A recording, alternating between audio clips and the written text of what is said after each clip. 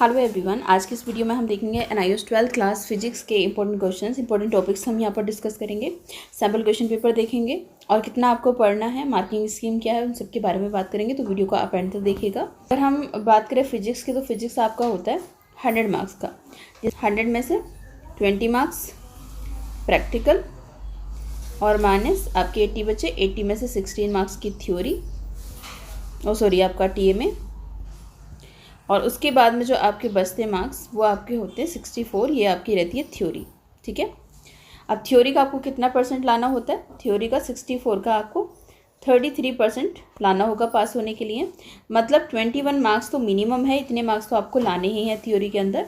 और साथ ही साथ अगर हम बात करें यहाँ पर इसके प्रैक्टिकल की, तो प्रैक्टिकल 20 मार्क्स का होता है। अगर 33% निकालें जो आपका 20 मार्क्स का प्रैक्टिकल है, तो ये 7 मार्क्स मिनिमम आपको प्रैक्टिकल में लाने होते हैं। ठीक है, 21 और प्रैक्टिकल के अंदर आपके 7, ये मिनिमम मार्क्स है। मतलब इतने आने ही चाहिए। ऐसा ना हो कि थ्योरी में ज़्यादा मार्क्स ले आओ, प्रैक्टिकल में कम मार्क्स ले आओ।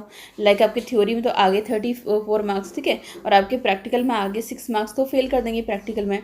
तो कंडीशन ये होती है, एक तो आपको यहाँ पर सेपरेटली पास होना होता है, आपकी थ्योरी में भी और प्रैक्टिकल में भी मिनिमम मार्क्स आपके इतने होते हैं। टोटल अगर फिजिक्स की बात करें तो फिजिक्स में पास होने के लिए आपके TMA, प्रैक्टिकल और आपके थ्योरी के मार्क्स मिला के 33 मार्क्स लाने होते हैं आपको। ठीक है, लेकिन उसमें कंडीशन ये भी है कि थ्योरी में 21 मार्क्स और प्रैक्टिकल में 7 मार्क्स मिनिमम लाने ही हैं पास होने के लिए। डाउट हो रहा था बच्चों को थ्योरी एंड प्रैक्टिकल में, अगर आप थ्योरी में पास हो जाते हैं और किसी कारण से प्रैक्टिकल में फेल हो जाते हैं, तो आपको प्रैक्टिकल सिर्फ दोबारा देना है। मतलब प्रैक्टिकल दोबारा देना है, आपके थ्योरी एग्जाम दोबारा नहीं देना। ठीक है, और अगर प्रैक्टिकल में पास हो जाते हो, थ्योरी में फेल हो जाते हो, तो ऐसे केस में क्या होगा, आपको थ्योरी एग्जाम देना है, प्रैक्टिकल एग्जाम दोबारा नहीं देना। ठीक है, उसने सिलेबस रिड्यूस कर दिया था 40%।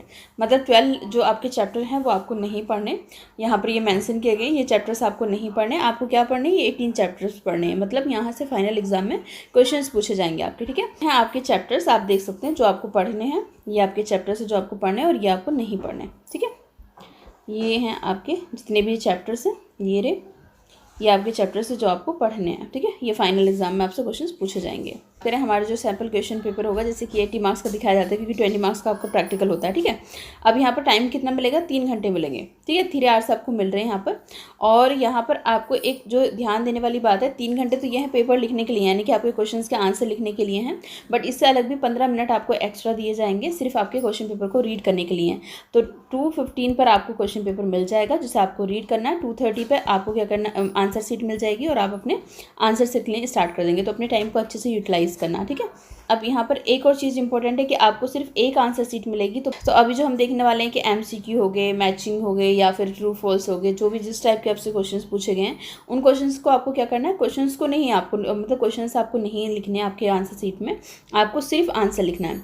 आंसर नंबर 12 है, आंसर नंबर 14 है, आंसर नंबर 16 है, या आंसर नंबर 30 है, जो भी है। और ऐसा भी नहीं कि आपको सिक्वेंस में लिखना है कि स्टार्टिंग से 1 बाय 1 आप करते चलें, आपकी मर्जी। जो क्वेश्चन का आंसर आपको पहले आता है आप उसका आंसर लिखिएगा। ठीक है, तो यहाँ पर इन्होंने साफ साफ मेंशन किया गया 43 क्वेश्चंस टोटल हैं आपके।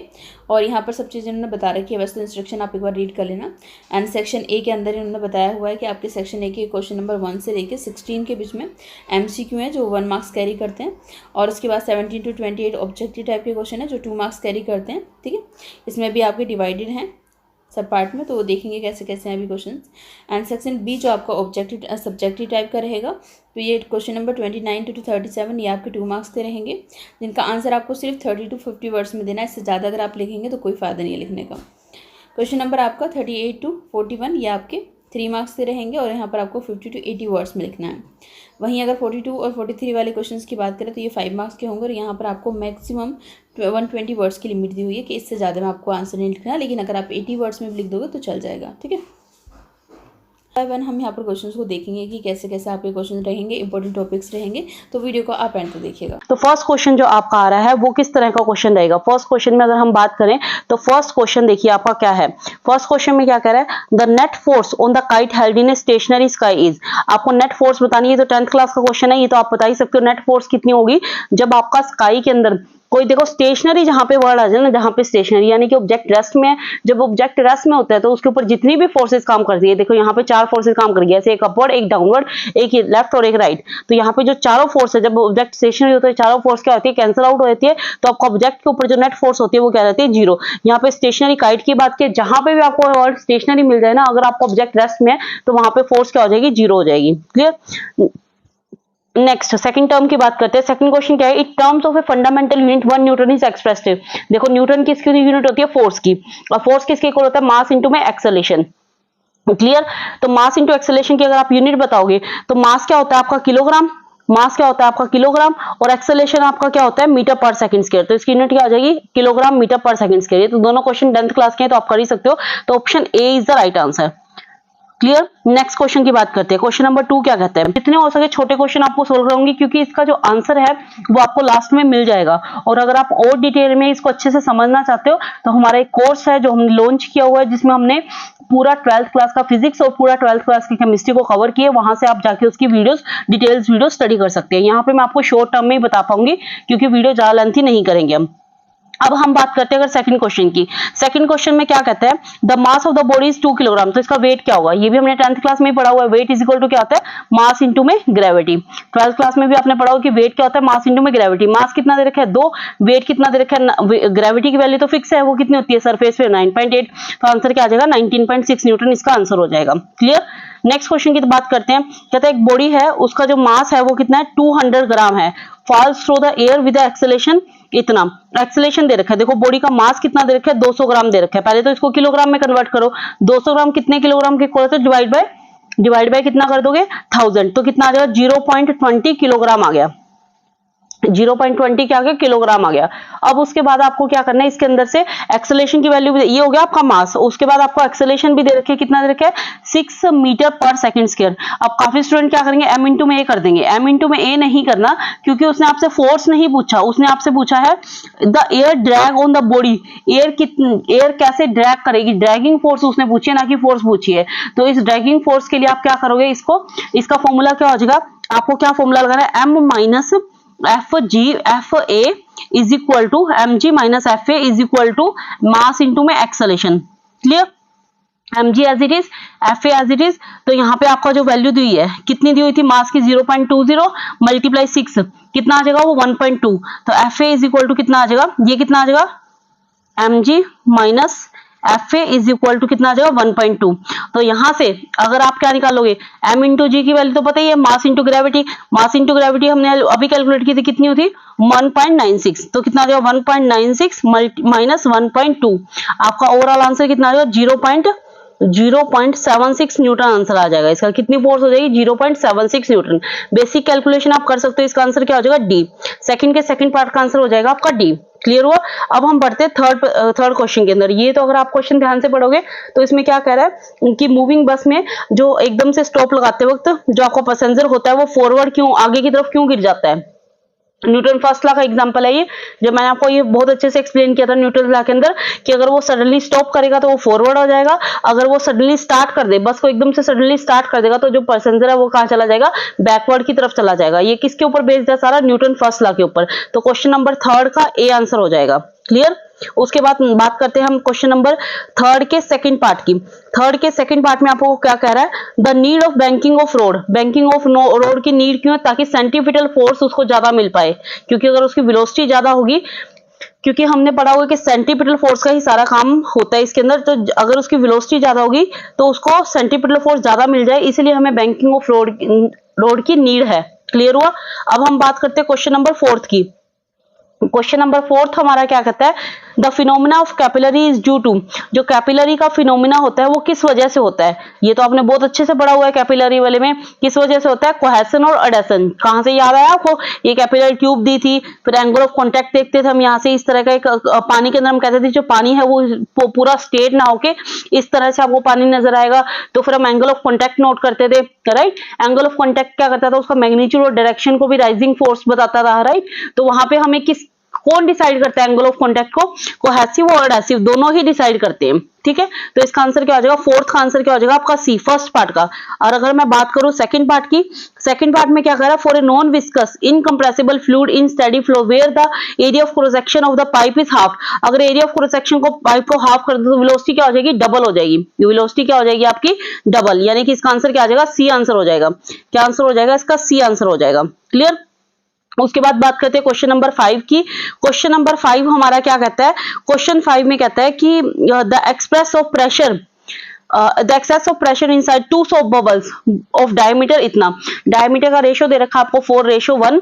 अब आपसे क्या पूछ रहा है? 4:1 डायमीटर के बाद आपसे ये पूछ रहा है कि इसका एक्सेस प्रेशर क्या होगा। मतलब आपसे delta P1 by delta P2, जैसे एक सोप बबल है उसका आपने प्रेशर P1 मान लिया, दूसरे का आपने एक्सेस प्रेशर क्या मान लिया? P2 मान लिया। Delta P1 by delta P2 पूछ रहा है, वो रेशियो में कितना आएगा? तो इसको कैसे कैलकुलेट करोगे? इसको कैलकुलेट करने के डेल्टा P1 कैसे डेल्टा P क्या होता है हमारा? डेल्टा P होता है हमारा 4T बाय में R, 4T बाय में R, 4T बाय में R यानी कि जो हमारा, अगर आप P1 की बात करोगे तो यहाँ पे आप क्या बात कर लोगे? R1 की बात कर दोगे। अगर आप P2 की बात करोगे तो यहाँ पे क्या आ जाएगा? R2। तो यानी कि आपको क्या करना है, इसका जो सोल्व करना है वो कैसे करोगे? 4T बाय में R1 मल्टीप्लाई, इसको क्या आ जाएगा? P1 बाय P2 था ना, तो P2 करोगे तो क्या आ जाएगा? R2 बाय में क्या आ जाएगा? 4T2 आ जाएगा, क्योंकि डायमीटर है तो रेडियस का क्या कर दो? डबल कर देना। तो ये दोनों आपस में कैंसिल हो जाएंगे सारे, ये आपस में कैंसिल हो जाएगा सारा। बस जो R1 है ना, ये वाला जो R1 है, इन दोनों की वैल्यू चेंज होगी। कैसे? आपको 4:1 दे रखा है, अब आपका आंसर क्या आ जाएगा? 4:1 था तो आंसर क्या आ जाएगा? 1:4 आ जाएगा, क्योंकि उल्टा हो जाएगा ना इसके अंदर। तो आंसर क्या आ जाएगा? ए आंसर हो जाएगा। क्लियर हुआ? अब हम बढ़ते हैं नेक्स्ट क्वेश्चन की तरफ। नेक्स्ट क्वेश्चन है क्वेश्चन नंबर 6, थर्मोडायनेमिक्स मीन। ये तो सबको ही पता है, जब हम थर्मोडायनेमिक्स को स्टार्ट करते हैं तभी हम थर्मोडायनेमिक्स के बारे में पढ़ते हैं। तो थर्मोडायनेमिक्स होता क्या है? तो ये आप मुझे बताओगे कि थर्मोडायनेमिक्स कैसी ब्रांच है? ऐसी फिजिक्स की ब्रांच है जिसके अंदर हम क्या करते हैं? स्टडी करते हैं। किसके बारे में स्टडी करते हैं? हीट के बारे में और another form, relationship between heat. देखो कहाँ पे ये रहा, relationship between heat and other form of energy. First option इसका राइट हो जाएगा, ए ही इसका राइट आंसर है। हम केमिकल एनर्जी और अदर फॉर्म नहीं पढ़ते, बिल्कुल पढ़ते पर इस फॉर्म में नहीं पढ़ते। मैकेनिकल एनर्जी नहीं, कन्वर्जेशन ऑफ मैकेनिकल एनर्जी नहीं, हम पढ़ते हैं हीट के बारे में। थर्मोडायनेमिक्स का कंसेप्ट ही हीट से स्टार्ट होता है। तो इसका आंसर क्या आ जाएगा? ए इज द राइट आंसर। 6 का क्या आंसर हो जाएगा? ए। अब हम बढ़ते हैं हमारे 7th क्वेश्चन की तरफ। 7th क्वेश्चन देखिए हमारा क्या कहता है। 7th क्वेश्चन हमारा क्या कहता है? Out of the following law of thermodynamics law equally is, actually is, जो आपका 4 थर्मोडायनेमिक्स के लॉ आपने पढ़े, जो आपने थर्मोडायनेमिक्स के लॉ पढ़े हुए हैं, zero law, first law, second law, तो उनमें से थर्मोडायनेमिक्स का लॉ है कौन सा? जीरो लॉ थर्मोडायनेमिक्स बिल्कुल सही, फैराडे लॉ नहीं, आइडियल गैस लॉ नहीं, बोयल्स लॉ नहीं। तो इसका आंसर क्या हो जाएगा? ए ही इसका राइट आंसर हो जाएगा। क्लियर? अब हम बढ़ते क्वेश्चन नंबर, कौन सा क्वेश्चन देखेंगे हम? क्वेश्चन नंबर 2, 7th का क्वेश्चन नंबर 2 की बात कर रहे हैं। 7th के क्वेश्चन नंबर 2 की बात करेंगे। Out of the following A type of thermodynamic system, thermodynamic system कैसा होता है उसके बारे में आपको बताना है। तो क्या वो ओपन सिस्टम होता है? बिल्कुल होता है। क्लोज सिस्टम होता है? हाँ, इसमें क्लोज सिस्टम के बारे में पढ़ते हैं। थर्मली आइसोलेटेड सिस्टम बिल्कुल पढ़ते हैं। ऑल ऑफ द मेंशन्ड बिल्कुल, डी आंसर इसका राइट हो जाएगा। क्या आंसर आएगा इसका? D. All of the above इसका क्या आ जाएगा? सही आंसर होगा। क्लियर? अब हम बढ़ते हैं क्वेश्चन नंबर 8 की तरफ।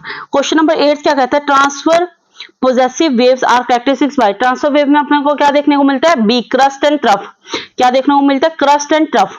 ट्रांसफर वेव्स में हमें क्या देखने को मिलता है? ट्रांसफर वेव में हमें देखने को मिलता है क्रस्ट एंड ट्रफ। और जो ये कंप्रेशन एंड रेयरफेक्शन है, ये कहाँ हमें देखने को मिलते हैं? लॉन्गिट्यूडिनल वेव के अंदर। जब आप लॉन्गिट्यूडिनल वेव की बात करते हो तो लॉन्गिट्यूडिनल वेव के अंदर आपको क्या देखने को मिलते हैं? आपको कंप्रेशन एंड रेयरफेक्शन। पर यहाँ पे किसके पूछे? ट्रांसफर वेव्स का। तो ट्रांसफर वेव का आंसर क्या आ जाएगा? B, crest and trough. क्या आंसर हो जाएगा? बी, क्रस्ट एंड ट्रफ आपको इसके अंदर देखने को मिलते हैं। नेक्स्ट क्वेश्चन की बात करते हैं, क्वेश्चन नंबर 9। क्वेश्चन नंबर 9 हमारा क्या कहता है? When a wave passes from one medium to another there is a change in, ये बहुत अच्छे से हमने पढ़ा हुआ है कि जब एक मीडियम से दूसरे मीडियम की तरफ हम जाते हैं तो हमारी क्या change, there is change of, क्या चेंज हो जाता है? चेंज नहीं, इसमें बोले क्या चेंज हो जाता है, तो बिल्कुल चेंज हो जाता है। वेवलेंथ और वेलोसिटी चेंज होता है। चेंज क्या नहीं होता? फ्रीक्वेंसी नहीं होती। Do not change in medium, frequency of the wave depend upon the source, वो सोर्स पे डिपेंड करती है। तो इसलिए फ्रीक्वेंसी है वो मीडियम पे चेंज नहीं होती, क्योंकि जो फ्रीक्वेंसी है वो किस पे डिपेंड करती है? सोर्स पे डिपेंड करती है कि आपने कौन सा सोर्स लिया है। तो मीडियम से कोई फर्क नहीं पड़ता। तो चेंज क्या नहीं होता? फ्रीक्वेंसी चेंज नहीं होती। चेंज क्या हो जाता है? वेवलेंथ और वेलोसिटी इसकी क्या होती है? चेंज हो जाती है। क्लियर। अब हम बढ़ते हैं क्वेश्चन नंबर 10 की तरफ।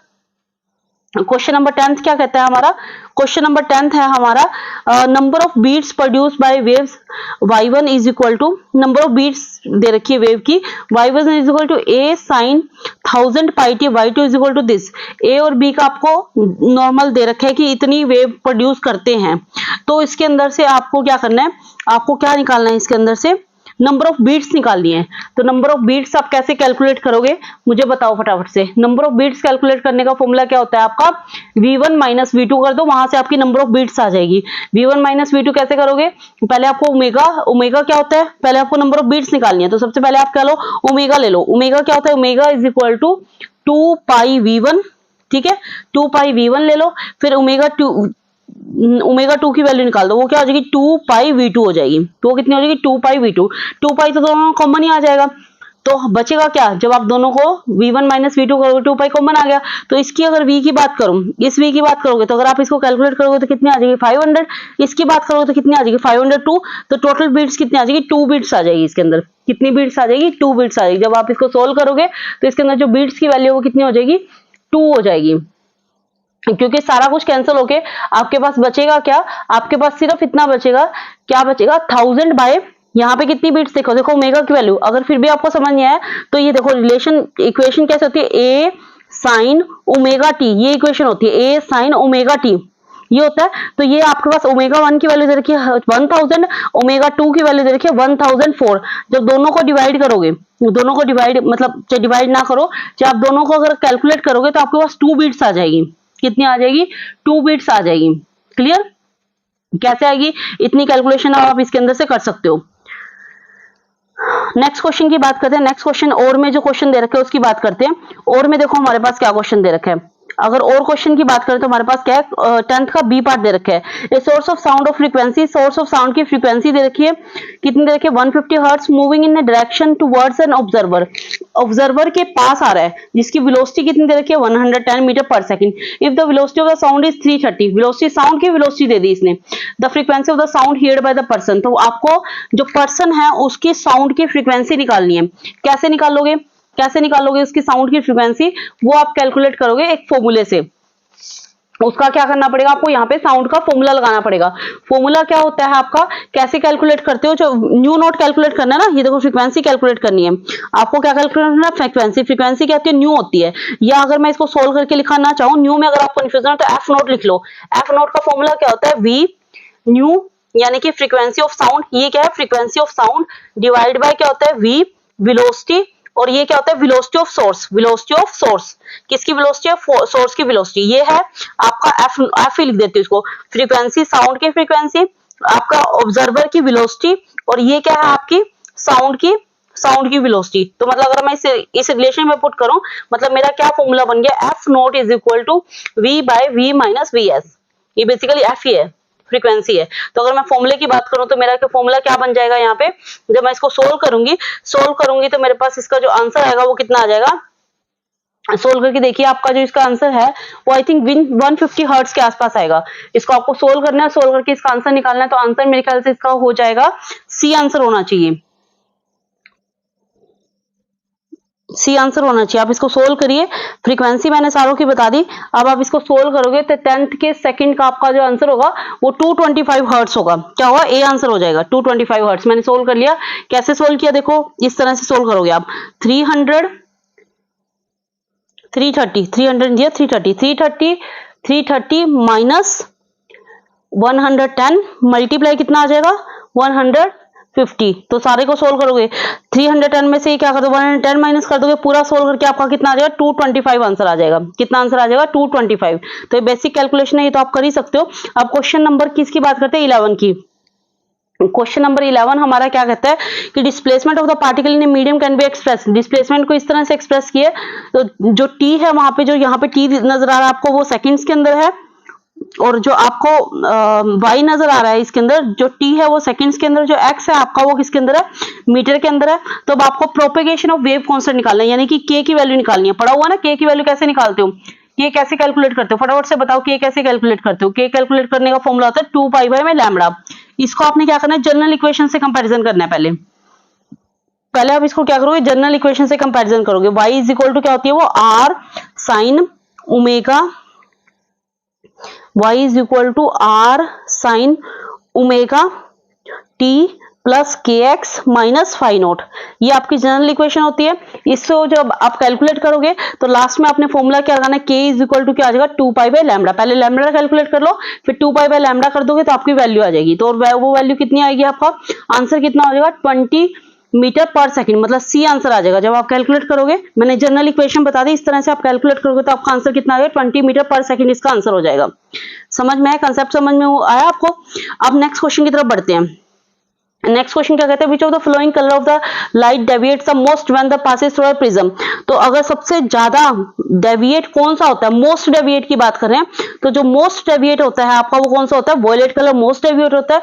और अगर आपसे लिस्ट पूछा जाए सबसे कम डेविएट कौन सा होता है, रेड कलर होता है। अगर आपको वॉयलेट ना दिया हो, अगर आपको वॉयलेट ना दिया हो तो उसके बाद वॉयलेट के बाद आप क्या आंसर करोगे, ब्लू कलर लिख दोगे। अगर आपको वॉयलेट ऑप्शन में नहीं है तो ब्लू कलर मोस्ट डेविएट होता है। मोस्ट डेविएट कौन सा होता है, या तो वॉयलेट होता है, वैसे अगर आपको वॉयलेट ना दे रखा हो तो आप ब्लू लिख दोगे। और लिस्ट डेविएट कौन सा होता है, रेड कलर लिस्ट डेविएट होता है, दोनों ध्यान रखना। उसके बाद बात करते हैं क्वेश्चन नंबर 13 की। क्वेश्चन नंबर 13 की जब हम बात करते हैं, क्वेश्चन नंबर 13 क्या कह रहा है हमारे पास, the total internal reflection correct statement. Total internal reflection यानी कि टीआईआर की बात कर रहा है, बहुत अच्छे से पढ़ा हुआ है। टीआईआर टीआईआर की बात कर रहे हैं। टीआईआर के अंदर होता क्या है, आंसर बताना है कि कौन सा सही आंसर है टीआईआर के लिए। तो इसके अंदर देखो बी आंसर सही है, light travel from denser to rare medium. जो लाइट है वो डेंसर से रेयर मीडियम की तरफ ट्रेवल करती है, ये तो हमें पता ही था, कोई खास क्वेश्चन नहीं था ये तो। The cause of blue colour of the ocean, ये भी आपने पढ़ा हुआ है। ब्लू कलर ऑफ ओशन आपका किस वजह से होता है, व्हाइट कलर स्काई का क्यों होता है, ये आपको ये सारा फिनोमेना आपने अच्छे से पढ़ रखा है। तो किसकी वजह से होता है वो, skating of the light by water molecules. Skating of light by में वाटर मॉलिक्यूल्स, इसका आंसर क्या आ जाएगा, बी आंसर आ जाएगा। 13 क्वेश्चन का क्या आंसर आ जाएगा आपका, B is the right answer. उसके बाद क्वेश्चन नंबर 14 देखो, आपको यहाँ पे रिफ्रैक्टिव एंगल कैलकुलेट करना है प्रिज्म का, जो आपको कितना दे रखा है, 30 डिग्री 30 डैश दे रखा है, और रिफ्रैक्टिव इंडेक्स आपको 1.6 दे रखा है। Calculation the deviation caused by prism. Deviation का निकालना मैंने आपको बताया हुआ है। डेविएशन आप किस तरह से कैलकुलेट करते हो, डेविएशन का निकालने का एक सिंपल सा फॉर्मूला है, क्या, delta is equal to nu minus 1 into में। याद आया फॉर्मूला, मैंने आपको बताया हुआ है, जिस स्टूडेंट ने कोर्स लिया होगा तो उनको पता होगा।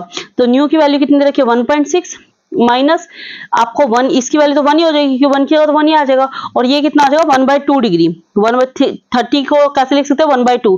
तो जब इसको कैलकुलेट करोगे तो आपका कितना आ जाएगा, 0.3 कितना आ जाएगा। अगर मैं डिग्री की बात करूं तो कैलकुलेट करोगे तो कितना आ जाएगा, 0.3 डिग्री। यानी कि अगर मैं मिनट्स में बात करूं तो कितना आ जाएगा, 18 मिनट्स। किसकी बात करो, मिनट। तो मिनट को आपको आर में कन्वर्ट 1/2 लिख सकते हैं, ऐसे 0.3 डिग्री को क्या लिखोगे, 18 मिनट। तो डी इसका राइट आंसर हो जाएगा। क्या आंसर आ जाएगा इसका, D is the right answer. Clear. अब बात करते हैं क्वेश्चन नंबर 15 की। In an experiment of skating of alpha particle skating जो एक्सपेरिमेंट था वो सबसे पहले किसने किया था, रदरफोर्ड ने किया था। और जब रदरफोर्ड ने अल्फा पार्टिकल स्केटिंग एक्सपेरिमेंट किया था तो उसको किसकी खोज की थी, उसने न्यूक्लियस की खोज की थी। तो ये तो बिल्कुल सिंपल सा क्वेश्चन था। तो ये 10th क्लास में भी है हमारे और आपके 12th में भी है रदरफोर्ड का एक्सपेरिमेंट। तो उसने किसकी खोज की थी, न्यूक्लियस की खोज की थी, ध्यान रखना इसके अंदर। क्वेश्चन नंबर 16 की बात करते हैं। क्वेश्चन नंबर 16 क्या आपका, according to Bohr postulate an electron revolve around the nucleus, कौन से ऑर्बिट में रिवॉल्व करता है, स्टेशनरी ऑर्बिट। ये बोहर का पोस्टुलेट ही है, पहला पोस्टुलेट ही है ये बोहर का पहला पोस्टुलेट। उसने क्या बताया था कि स्टेशनरी ऑर्बिट में रिवॉल्व करते हैं।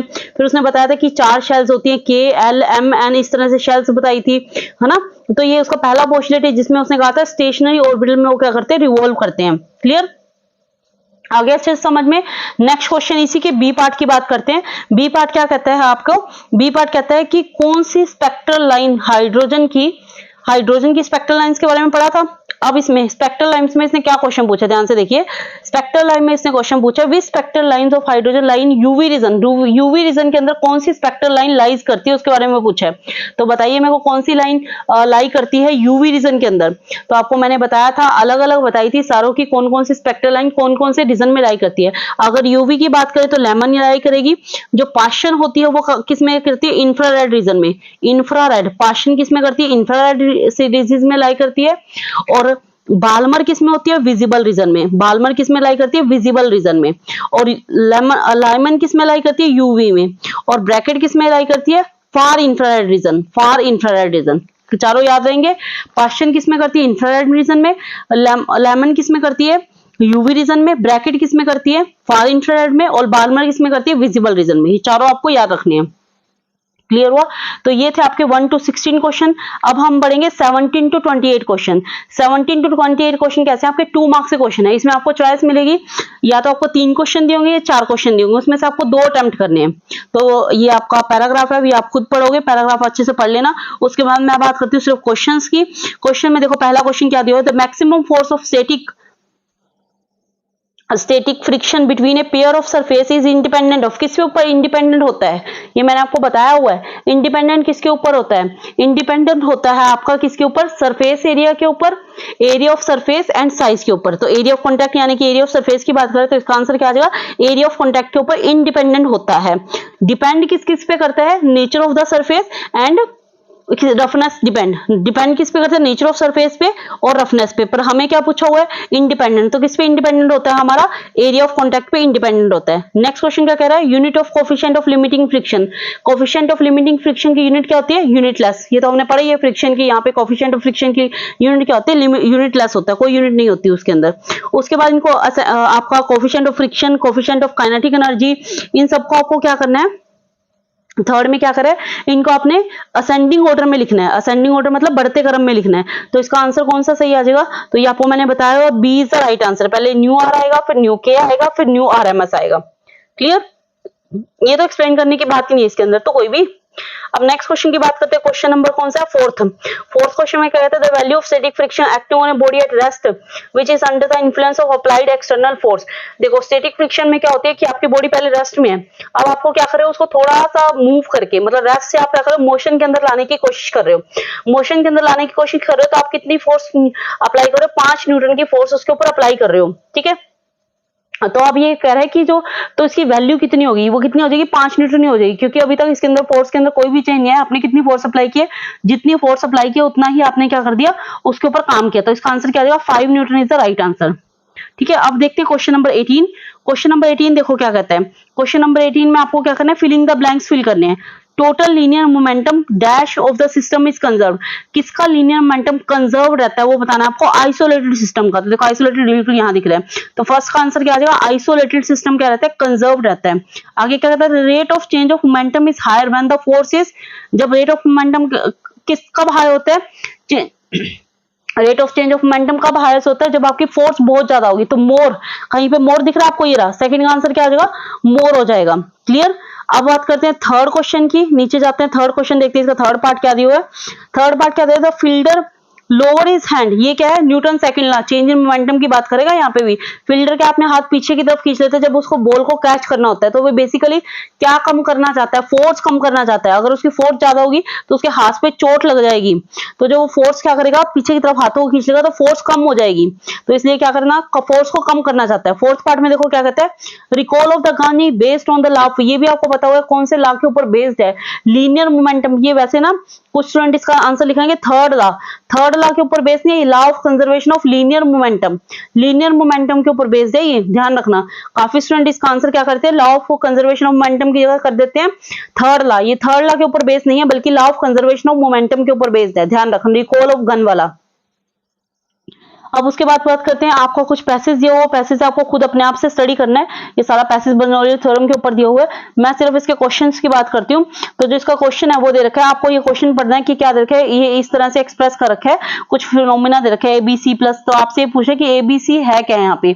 तो आपको पता है यहाँ पे ये बात कर रहा है बर्नौली थ्योरम की। जब बर्नौली थ्योरम की हम बात करते हैं तो बर्नौली थ्योरम का प्रिंसिपल क्या कहता है? बिल्कुल उसी का आंसर दे रखा है ये। बर्नौली थ्योरम का प्रिंसिपल कहता है, it state that in streamline flow of an ideal liquid the sum of, किसका sum? Potential energy, kinetic energy and pressure energy, kinetic energy and potential energy. क्या कौन सी तीन एनर्जी होती है? एबीसी किसको बताता है? Pressure energy, kinetic energy and potential energy. तीनों का सम क्या रहता है? पर यूनिट वॉल्यूम कांस्टेंट रहता है। तो इसका आंसर क्या आ जाएगा? सी आ जाएगा। इसका आंसर क्या आ जाएगा? सी। फर्स्ट का आंसर क्या आ जाएगा? सी आ जाएगा। सेकंड का आंसर की बात करें, अगर इसकी जो if the piston is pushed at the speed of 5 millimetre पर सेकंड है, 5 मिलीमीटर पर सेकंड है, उसकी नोजल की अगर आप बात करोगे, जब नोजल को वहां से रिमूव करोगे तो उसकी नोजल कितनी हो जाएगी? 2 मीटर पर सेकंड। देखो जब आप आंसर कैलकुलेट करोगे ना, इसकी जो वेलोसिटी निकालोगे वो आपको 2000 मिलेगी। तो वो 2000 आपकी मीटर में है, आपको इसमें कन्वर्ट करनी है, उसको मिलीमीटर में कन्वर्ट करना पड़ेगा क्योंकि आंसर मिलीमीटर में है। तो आपका इसका आंसर क्या आ जाएगा, 2 मीटर पर सेकंड इसका आंसर आ जाएगा। कैलकुलेट कर लोगे ना अपने आप, इजी सा क्वेश्चन है। उसके बाद हम बात करते हैं 20th क्वेश्चन की। इसमें आपको क्या करना है, fill in the blanks. Blanks को आपको क्या करना है, इसके अंदर ब्लैंक्स को फिल करना है।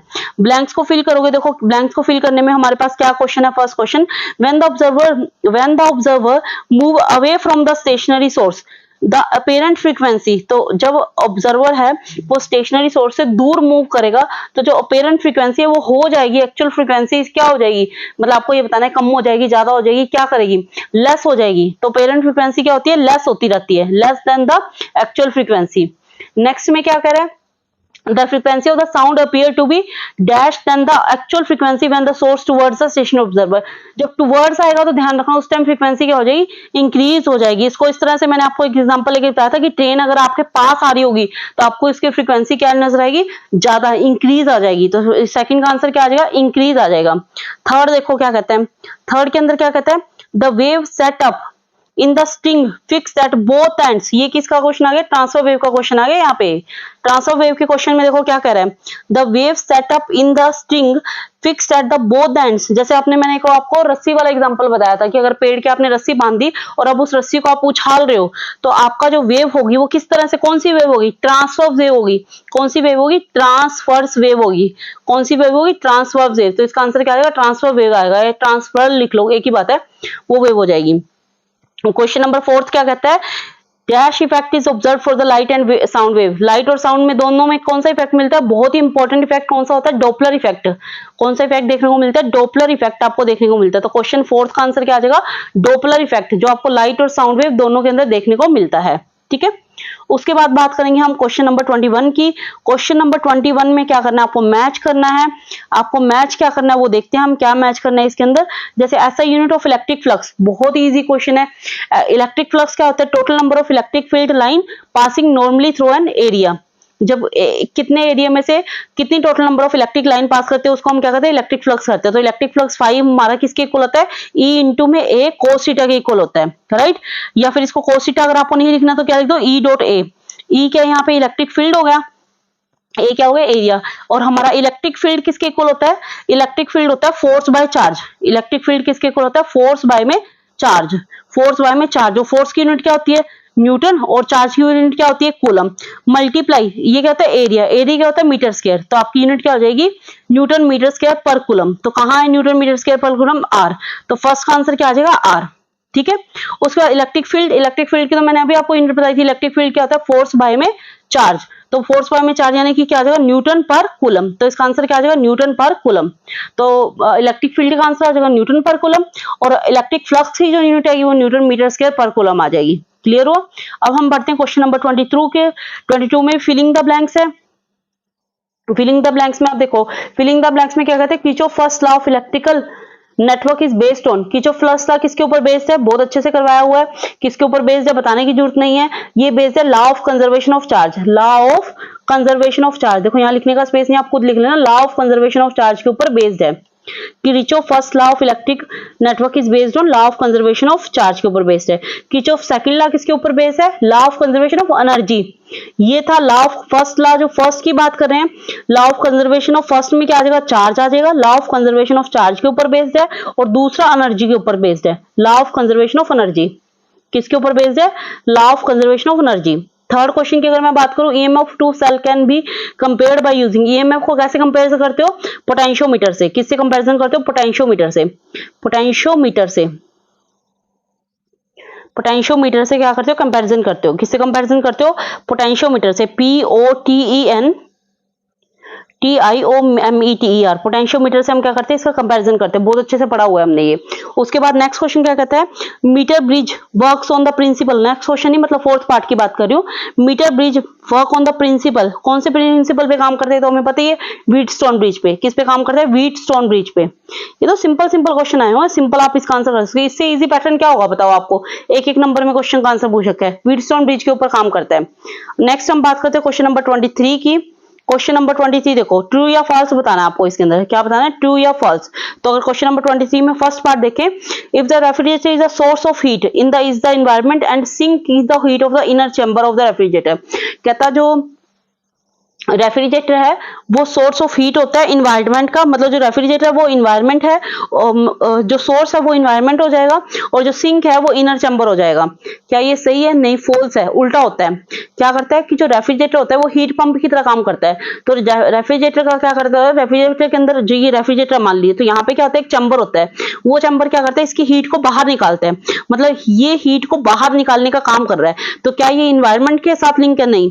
जो सिंक होता है वो क्या करता है, वो उल्टा काम करता है। सिंक क्या काम करता है, उसको जो हीट है उसको उल्टा करता है, मतलब इसने जो रेफ्रिजरेटर है वो हीट इन्वायरमेंट को हीट देता है, गलत है, तो ये फॉल्स हो जाएगा। इसका क्या आंसर आ जाएगा, फॉल्स हो जाएगा। मतलब ये बेसिकली हीट पंप के ऊपर काम करता है, इसमें अंदर जो हीट है ना ये बाहर निकालता है, जो चैम्बर है पहले हीट बाहर निकालता है, तो इसलिए इसका आंसर आ जाएगा फॉल्स। सेकंड क्या करें, if the door of a working refrigerator is kept open for a long time, अगर आप रेफ्रिजरेटर है उसके डोर को, फ्रिज के डोर को अगर थोड़ी देर के लिए खुला छोड़ दो, 1 घंटे 2 घंटे के लिए, तो आपका जो रूम है जिसमें फ्रिज लगा हुआ है, फ्रिज वर्किंग है आपका, चल रहा है फ्रिज, तो आपका रूम ठंडा होगा? नहीं, ठंडा नहीं होता, गर्म हो जाएगा। अब आप बोलोगे मैम ऐसा क्यों, ठंडा क्यों नहीं होता, गर्म क्यों गया? इसका आंसर पहले सुनिए कि आंसर क्या आएगा, फाल। क्योंकि जो अभी मैंने बताया कि जो रेफ्रिजरेटर है वो हीट पंप के ऊपर काम करता है, मतलब वो हीट को क्या करता है, एक्सट्रैक्ट करता है। कैसे? Lower temperature to high, lower से हायर टेम्परेचर के ऊपर जाता है। तो वो क्या करता है, लोअर मतलब खुद की वो अंदर से सिस्टम को, जैसे ये रेफ्रिजरेटर है ये अपने आप को तो क्या करेगा, ठंडा करेगा, अपने आप को ठंडा करेगा, तो मैंने क्या करता था, ये हीट को बाहर फेंकेगा। तो ये हीट को क्या कर रहा है, बाहर फेंक रहा है। अगर ये हीट को बाहर फेंक रहा है, खुद को ठंडा कर रहा है, हीट को बाहर फेंक रहा है, तो बाहर वाले एरिया को क्या कर देगा, वार्म कर देगा, बाहर वाले एरिया को क्या कर देगा, गर्म कर देगा। यहाँ पे आंसर तो क्या आ जाएगा, फॉल्स। और अगर आपसे पूछ लिया जाए कि ठंडा करेगा या गर्म करेगा, तो आंसर क्या आ जाएगा, वार्म कर देगा, गर्म कर देगा। क्लियर हुआ, समझ में आया? ठीक है, इस तरह से हमने क्वेश्चन को अटेम्प्ट करना है दिमाग से अपना यूज करके। आगे बात करें क्वेश्चन नंबर 24 की, इसमें आपको मैच करना है जो इंटरनल एनर्जी होती है आइडियल गैस की, वो किसके ऊपर डिपेंड करती है, इंटरनल एनर्जी आपको बताना है कि किसके ऊपर डिपेंड करती है, इंटरनल एनर्जी डिपेंड करती है टेम्परेचर के ऊपर। किसके ऊपर डिपेंड करती है, टेम्परेचर के ऊपर। आगे gas perform minimum work when, gas कब मिनिमम वर्क परफॉर्म करती है, जब ये क्या करती है, आइसोकोरिकली एक्सपेंड होती है। तो मतलब फर्स्ट का आंसर क्या आ जाएगा, फर्स्ट का आ जाएगा क्यू और सेकंड का आंसर हो जाएगा एस। ये तो सिंपल स्टेटमेंट थी, आप खुद भी कर सकते हो, ज्यादा टफ वाली बात नहीं थी। क्वेश्चन नंबर 25 में फिर द फिलिंग द ब्लैंक्स आगे आपको वही 2 ही करने, पर मैं तो चारों करवाऊंगी। तो filling the blanks question number 25 की अगर मैं बात करूं तो किसकी बात कर रहा है, फिलिंग द ब्लैंक्स की बात कर रहा है। फर्स्ट क्वेश्चन क्या कहते हैं, लाइट रे undergoes twice on passing through the prism, 2 bar prism में लाइट कब पास होती है, जब रिफ्रैक्शन हो रहा हो। क्या हो रहा हो, refraction, not reflection, refraction. Refraction में क्या होता है, लाइट को 2 बार प्रिज्म के अंदर से पास होना पड़ता है। क्लियर। सेकंड क्वेश्चन में क्या कहते हैं, सेकंड क्वेश्चन में क्या कहते हैं, dash is the most scattered colour, अभी बताया था वॉयलेट। अगर वॉयलेट ऑप्शन में ना हो तो क्या आंसर आ जाएगा, रेड। वॉयलेट ना हो तो क्या आ जाएगा, red. The deviation through a prism minimum when the angle of incidence is equal to, minimum कब हो जाएगा, जब एंगल ऑफ इंसिडेंस किसके इक्वल होगा, इमर्जेंस एंगल के इक्वल हो जाएगा। और मैक्सिमम कब होगा, जब 90 डिग्री पे होगा। मैक्सिमम कब होगा, जब 90 डिग्री पे। मिनिमम कब होगा, जब वो क्या होगा, इमर्जेंस के इक्वल हो जाएगा, मतलब आई एंगल किसके इक्वल हो गया, एंगल ई के इक्वल हो जाएगा, तब आपको क्या हो जाएगा, मिनिमम हो जाएगा एंगल ऑफ डेविएशन। ठीक है, आगे क्या करें, फोर्थ क्वेश्चन में क्या कह रहा है, according to Rayleigh's law of scattering the intensity of the scattered light is inversely proportional. तो ये करवाया था मैंने आपको, किसके इनवर्सली प्रोपोर्शनल होती है, लैम्बडा की 4th पावर के, 1 बाय लैम्बडा की पावर 4 के इक्वल होती है। किसके इक्वल होती है, 1 बाय लैम्बडा की पावर 4। तो 4th पावर ऑफ वेवलेंथ आ जाएगा, लैम्बडा क्या था, वेवलेंथ, तो 4th पावर की, यहाँ पे आंसर क्या आएगा, 4th पावर ऑफ वेवलेंथ के इक्वल होती है। अब बात करते हैं हमारी नेक्स्ट है क्वेश्चन नंबर 26। क्वेश्चन नंबर 26 में भी आपको क्या करना है, मैच करना है। वही, ये तो क्वेश्चन फिर से आ गया, मोस्ट डेविएटेड कलर कौन सा होता है आपका, वॉयलेट दे रखा, तो आंसर में क्या आ जाएगा, वॉयलेट। लीस्ट डेविएटेड कलर मैंने ऊपर ही बताया था कौन सा होगा, रेड। तो मोस्ट डेविएटेड वॉयलेट कलर और लीस्ट डेविएटेड कलर कौन सा हो जाएगा, रेड। अगर यहाँ वॉयलेट ना दिया तो आंसर क्या आता है, ब्लू। ठीक है, नेक्स्ट क्वेश्चन की बात करते हैं, क्वेश्चन नंबर 27। क्वेश्चन नंबर 27 देखो क्या कहता है, क्वेश्चन नंबर 27 में आपसे वही ट्रू फॉल्स पूछे हुए हैं। ट्रू फॉल्स में भी आपके क्वेश्चन मैंने तो कई तो बता ही दिया आपको, तो होप आप उसमें से कर पाओगे ट्रू फॉल्स में। क्वेश्चन नंबर 27 के फर्स्ट पार्ट में देखो क्या कह रहा है, alpha particle have highest ionisation energy, नहीं sorry beta particles have highest ionisation energy, नहीं बीटा पार्टिकल की नहीं होती बल्कि किसकी होती है, अल्फा पार्टिकल्स की होती है, तो इसका आंसर क्या आ जाएगा, फॉल्स आ जाएगा। उसके बाद क्या कह रहा है, solar energy is mainly caused due to the burning of hydrogen in the oxygen, false. Hydrogen और ऑक्सीजन के बर्निंग से नहीं होती बल्कि fusion of protons during the synthesis of heavier element, इसलिए होती है। जब आपका फ्यूजन होता है, किसका, प्रोटॉन्स का फ्यूजन होता है, क्यों होता है कि जब आपके हैवियर एलिमेंट बनते हैं इस वजह से उसका सिंथेसिस होता है, तो इसलिए जो सोलर एनर्जी इसी वजह से बनती है, तो इसका आंसर भी क्या आ जाएगा, फॉल्स आ जाएगा। इसका आंसर भी क्या आ जाएगा, फॉल्स आ जाएगा। क्या आंसर है, पहले का भी फॉल्स हो जाएगा, दूसरे का भी क्या हो जाएगा, फॉल्स हो जाएगा। थर्ड की बात करते हैं, partial series of hydrogen atom lie in UV region, नहीं यूवी रीजन में नहीं करती। अभी मैंने थोड़ी देर पहले आपको बताया था, चारों बताए थे, पार्शियल किस में लाई करती है, पार्शियल किस में लाई करती है, आपकी इंफ्रारेड में लाई करती है। यूवी में कौन लाई करता था, लाइमन सीरीज लाई करती है। क्लियर, तो ये आंसर भी क्या हो जाएगा, गलत हो जाएगा, तो फॉल्स हो जाएगा इसका। उसके बाद नेक्स्ट क्वेश्चन की बात करते हैं। नेक्स्ट क्वेश्चन में क्या कर रहा है, क्वेश्चन नंबर फोर्थ क्वेश्चन में क्या कर रहा है, the radius R of a nucleus is proportional to the cube root of its mass number. जो रेडियस आर होती है वो न्यूक्लियस की cube root of its mass number की क्या होती है, प्रोपोर्शनल होती है। कैसी प्रोपोर्शनल होती है, किसके प्रोपोर्शनल होती है, जो रेडियस आर है क्यूब रूट के, बिल्कुल आर स्क्वायर किसके प्रोपोर्शनल होता है, एम के। तो ये क्या हो जाएगा, ट्रू हो जाएगा। इसका आंसर आपका क्या हो जाएगा, आंसर इज ट्रू। ये बिल्कुल सही बात कह रहा है, fourth is the right answer. Clear. अब हम बात करते हैं क्वेश्चन नंबर 28 की। क्वेश्चन नंबर 28 देखो क्या कहते हैं, मैच करना है। SI unit of coefficient of viscosity, ये तो सबको ही पता है, कोफिशिएंट ऑफ विस्कोसिटी की एसआई यूनिट क्या होती है, न्यूटन सेकंड मीटर स्क्वायर। तो कहां है ऑप्शन पी, इसका ये आंसर हो जाएगा, ये आंसर हो जाएगा। ठीक है, और सीजीएस यूनिट क्या होगी, या तो पोज हो जाएगी, अगर आपको सीजीएस यूनिट अगर पोज ना देखिए क्या देखा होगा, या फिर क्या हो जाएगी, डाइन सेकंड सेंटीमीटर इनवर्स। मतलब न्यूटन को किस में कन्वर्ट होगा, डाइन में, सेकंड का सेकंड रहेगा, मीटर किस में कन्वर्ट होगा, सेंटीमीटर में। क्लियर।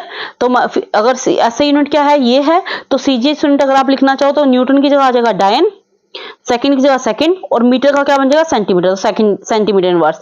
या फिर इसकी यूनिट क्या होती है, पोएस, जो इसने यहाँ पे सिंपल दे रखा है, तो इसका आंसर क्या आ जाएगा, पोएस आंसर हो जाएगा। तो क्वेश्चन नंबर 28 इस तरह से हमारा सोल्व होगा। अब क्वेश्चन नंबर 29, अब आपका आ गया सेक्शन नंबर बी।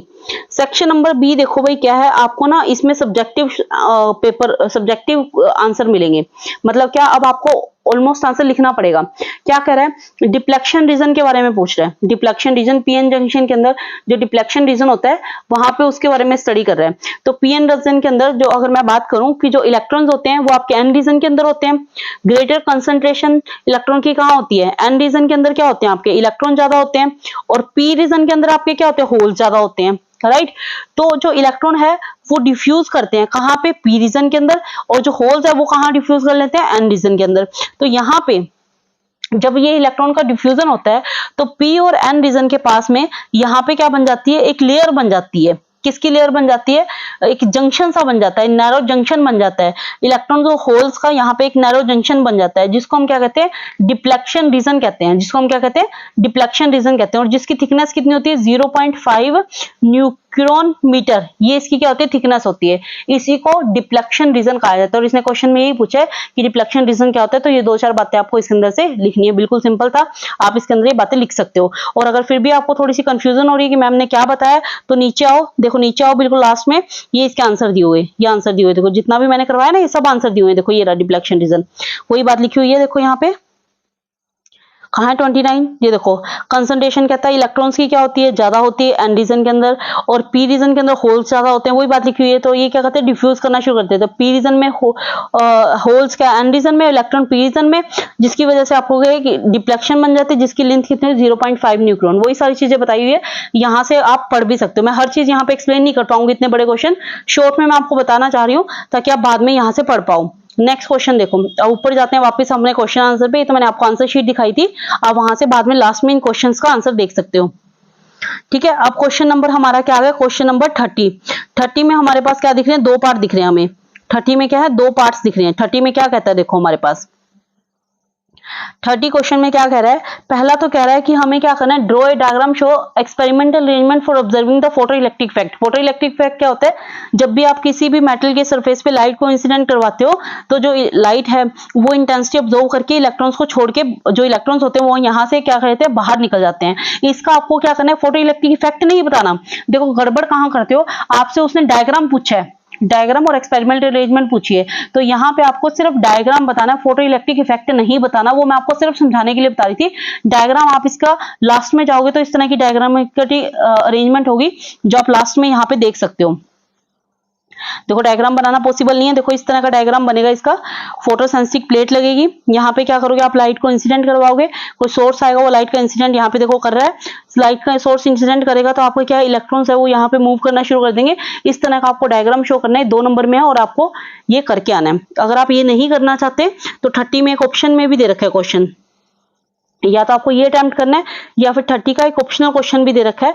अगर आप ये नहीं करना चाहते तो आपको क्या करना पड़ेगा, दूसरा क्वेश्चन क्या कह रहा है, dry plot showing the variation of photo electric current. Photo electric current को आपने ड्रॉ करना है जिसमें जो अनोड पोटेंशियल है वो 2 डिफरेंट फ्रीक्वेंसी का हो। ये सारा क्वेश्चन आप पढ़ लेना। इसमें भी आपको क्या करना है, एक डायग्राम बनाना है। वो डायग्राम कैसा बनेगा, कुछ इस तरह का डायग्राम बनेगा आपका। देखो ये ऐसे करके यहाँ से 2 इंटेंसिटी आप शो करेंगे, एक इंटेंसिटी ये हो जाएगी, एक इंटेंसिटी आपकी ये देखो। इस तरह से आप डायग्राम जब शो करोगे, यहाँ पोटेंशियल ले लोगे, यहाँ फोटो इलेक्ट्रिक करंट ले लोगे। मैं पीसी से लिख सकती हूँ, यहाँ पे फोटो इलेक्ट्रिक करंट ले लोगे, यहाँ पे आप क्या ले लोगे, अनोड पोटेंशियल ले लोगे। अब आप इसकी फ्रीक्वेंसी ड्रॉ करोगे तो किस तरह से फ्रीक्वेंसी आएगी, एक तो इस तरह का ग्राफ बनेगा और एक फ्रीक्वेंसी आपकी यहाँ से जाती हुई इसमें मिल जाएगी। इस तरह का ग्राफ बनेगा रिटार्डिंग पोटेंशियल का, जो कि आपको ड्रॉ करना है। क्लियर। उसके बाद नेक्स्ट क्वेश्चन क्या कहते हैं, क्वेश्चन नंबर 31। क्वेश्चन नंबर 31 क्या है, न्यूक्लियर फिजन क्या होता है और इसकी इक्वेशन भी बतानी। न्यूक्लियर फिजन देखो क्या होता है, जब आपके 2 लाइटर न्यूक्लियर, जैसे कि हाइड्रोजन ले लिया और हाइड्रोजन ले लिया, दोनों के जब लाइटर न्यूक्लियर फ्यूज होके क्या बना दे, एक हैवियर न्यूक्लियर बना दे। मतलब दोनों के हाइड्रोजन फ्यूज होके हीलियम का न्यूक्लियस बनाते हैं, हैवियर न्यूक्लियस बनाते हैं, जिसके अंदर जो कि मान लो हाइड्रोजन दोनों फ्यूज होके हीलियम बना देते हैं। उससे क्या होता है, आपके जो न्यूट्रॉन है वो क्या होते हैं, एमिट हो जाते हैं। न्यूट्रॉन क्या होते हैं, उसके अंदर से एमिट होते हैं। मतलब वहां से क्या होते हैं, जब हाइड्रोजन प्लस हाइड्रोजन दोनों फ्यूज हो जाते हैं, क्या बनाते हैं, हीलियम बनाते हैं, हैवियर एलिमेंट बना देते हैं या हैवियर न्यूक्लियस बना देते हैं। जैसे कि आपका हीलियम बना दिया तो उसके अंदर से आपके न्यूट्रॉन है वो एमिट होते हैं। उसी प्रोसेस को हम क्या कहते हैं, न्यूक्लियर फ्यूजन कहते हैं। जिसके अंदर से जब ये ऐसा प्रोसेस होता है ना, इतना सिंपल प्रोसेस नहीं होता, इसके अंदर से बहुत ज्यादा एनर्जी रिलीज होती है। तो इस प्रोसेस में ये क्या होता है, बहुत ज्यादा एनर्जी रिलीज होती है।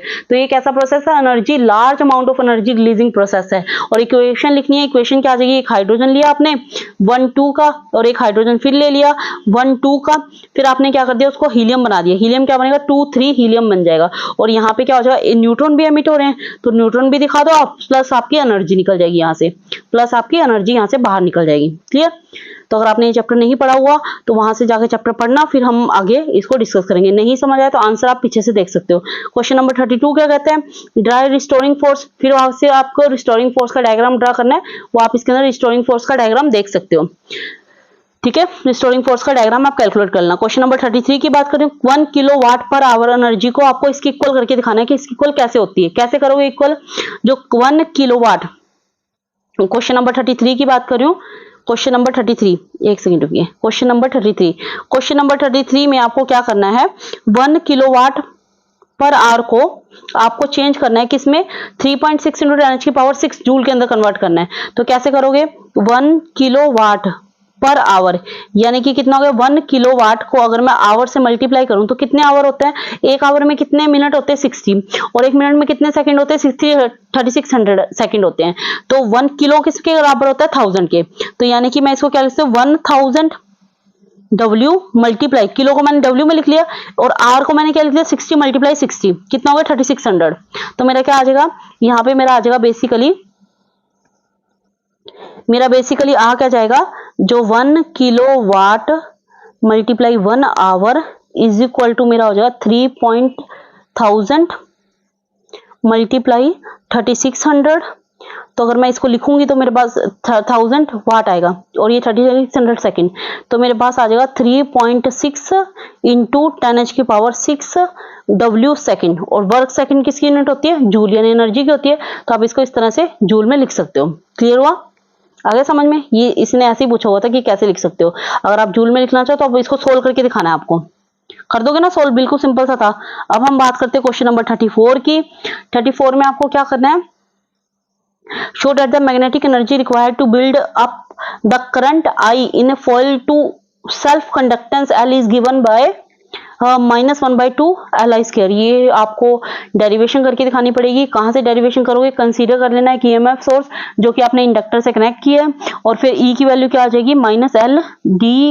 -LdI/dt की वैल्यू निकाल के उसको फिर क्या करना है? वर्क डन क्या होता है हमारा? वर्क डन होता है dw। वहां से ये डेरिवेशन याद आई, इस डेरिवेशन से सोल्व करोगे तो आपका आंसर आ जाएगा। ठीक है, अब वही बात है ना, मैं पूरा एक्सप्लेन आपको यहाँ पे नहीं कर पाऊंगी। ऐसी क्वेश्चन नंबर 35 क्या है? देखो 35 क्वेश्चन नंबर की अगर मैं बात करूं तो 35 क्वेश्चन में क्या कह रहा है? Two capacitor of capacitance C1 and C2 are connected in a series. दो कैपेसिटर ले लिए C1 एंड C2, जिनको क्या किया उसने? सीरीज में कनेक्ट किया है। सीरीज में कनेक्ट करने के बाद आपको क्या कर रहा है? with DC voltage V, DC voltage they the V, drive an expression of equivalent capacitor in the combination of capacitor। आपको इसमें क्या करना है? इक्विवेलेंट कैपेसिटर का कॉम्बिनेशन ड्राइव करना है। वही करोगे जैसे आपका V1 है, V1 किसके इक्वल हो जाएगा? Q/C1 के इक्वल हो जाएगा। फिर V2 को लोगे, V2 किसके? दो कैपेसिटर लिए ना C1 एंड C2, तो V2 किसके इक्वल हो जाएगा? Q/C2 के इक्वल हो जाएगा। तो V क्या हो जाएगा? V1 प्लस V2 हो जाएगा। फिर इन दोनों को ऐड कर दोगे, Q1/C1 प्लस Q1/Q2 करोगे तो आपका V is equal to last में क्या आ जाएगा? जब सारी इक्वेशन को ऐड करोगे तो क्या आ जाएगा? 1 क्योंकि V और Q और C दोनों में क्या होगी? कॉमन होंगे। Q वगैरह दोनों में कॉमन हो जाएगा, तो आपको जो आंसर आएगा, अल्टीमेटली जो आंसर आएगा वो क्या आ जाएगा? Q इज इक्वल टू हमारे पास क्या? Sorry, V 1/C1 is equal to क्या आ जाएगा? C1 1/C1 प्लस 1/C2 आ जाएगा।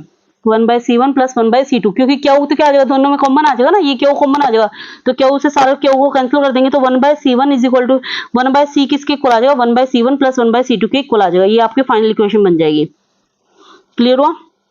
उसके बाद एक और ऑप्शन दे रखा है, अगर आप ये नहीं करना चाहते तो drive an expression for capacitance of A parallel plate capacitor. Parallel, अगर आप ये नहीं करना चाहते तो पैरेलल प्लेट के लिए आप क्या कर सकते हो? एक्सप्रेशन ड्राइव कर सकते हो, जहां पे आपको मैं डेरिवेशन लास्ट में बताती हूँ कि आपको जहां पे मिल जाएगा C is equal to Q/V।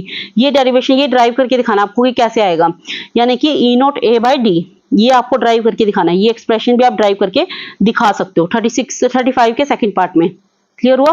अब बात करते हैं क्वेश्चन नंबर 36 की। 36 में भी आपको दो पार्ट दे रखे हैं। पहला क्या देता है? Explain why diffraction is very common phenomena in the case of sound. जो डिफ्रैक्शन है वो साउंड के केस में बहुत ज्यादा कॉमन है, बट लाइट के केस में इतना कॉमन नहीं है, ये आपको बताना है। ये मैंने आपको बताया हुआ है। सेकंड क्वेश्चन कह रहा है why the coherent source necessity to produce a sustainable interference pattern. Coherent source की जरूरत क्यों पड़ती है वो आपको बताना है, क्योंकि जो लाइट है वो क्या होनी चाहिए? कोहेरेंट होनी चाहिए। अगर आपको क्या है? इंटरफेरेंस ऑफ लाइट चाहिए। अगर आपको इंटरफेरेंस ऑफ लाइट चाहिए तो आपके जो सोर्स है वो क्या होना चाहिए? कोहेरेंट सोर्स होना चाहिए, क्योंकि जो लाइट है जब इनकोहेरेंट सोर्स से आएगी तो जो आपको स्क्रीन है वहां पे आपके टू क्रस्ट मिलेंगे और आपके क्या मिलेंगे? टू ट्रफ मिलेंगे, जो कि क्या हो जाएंगे? आपस में सुपर इम्पोज हो जाएंगे। ठीक है, तो वहां पे जो पैटर्न रिसीव होगा अच्छा पैटर्न रिसीव नहीं होगा। मतलब दो क्रस्ट मिलेंगे, दो ट्रफ मिलेंगे वहां पे, जो क्या करेंगे? ब्राइटनेस प्रोड्यूस करेंगे। One instant to produce may receive at another instant क्या करेगा आपको? मतलब कभी आपको ब्राइटनेस मिलेगी, कभी आपको डार्कनेस इस तरह से मिलेगी।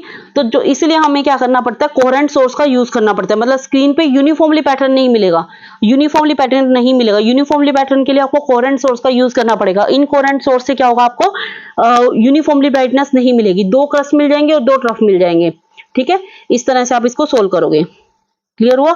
अब बात करते हैं क्वेश्चन नंबर 37 की। The angle of maximum polarization for certain medium is 60 degree. तो आपको क्या निकालना है? Calculate the refractive index of the medium निकालना है। रिफ्रैक्टिव इंडेक्स निकालने का सिंपल सा क्या फॉर्मूला है? N is equal to tan IP। tan IP का मतलब कितना एंगल दे रखा है? tan 60 हो जाएगा, क्योंकि एंगल यहाँ पे दे रखा है। पोलराइजेशन का कितना एंगल दे रखा है आपको? 60 डिग्री। देखो एंगल कितना दे रखा है? Angle of maximum polarization angle निकालना है।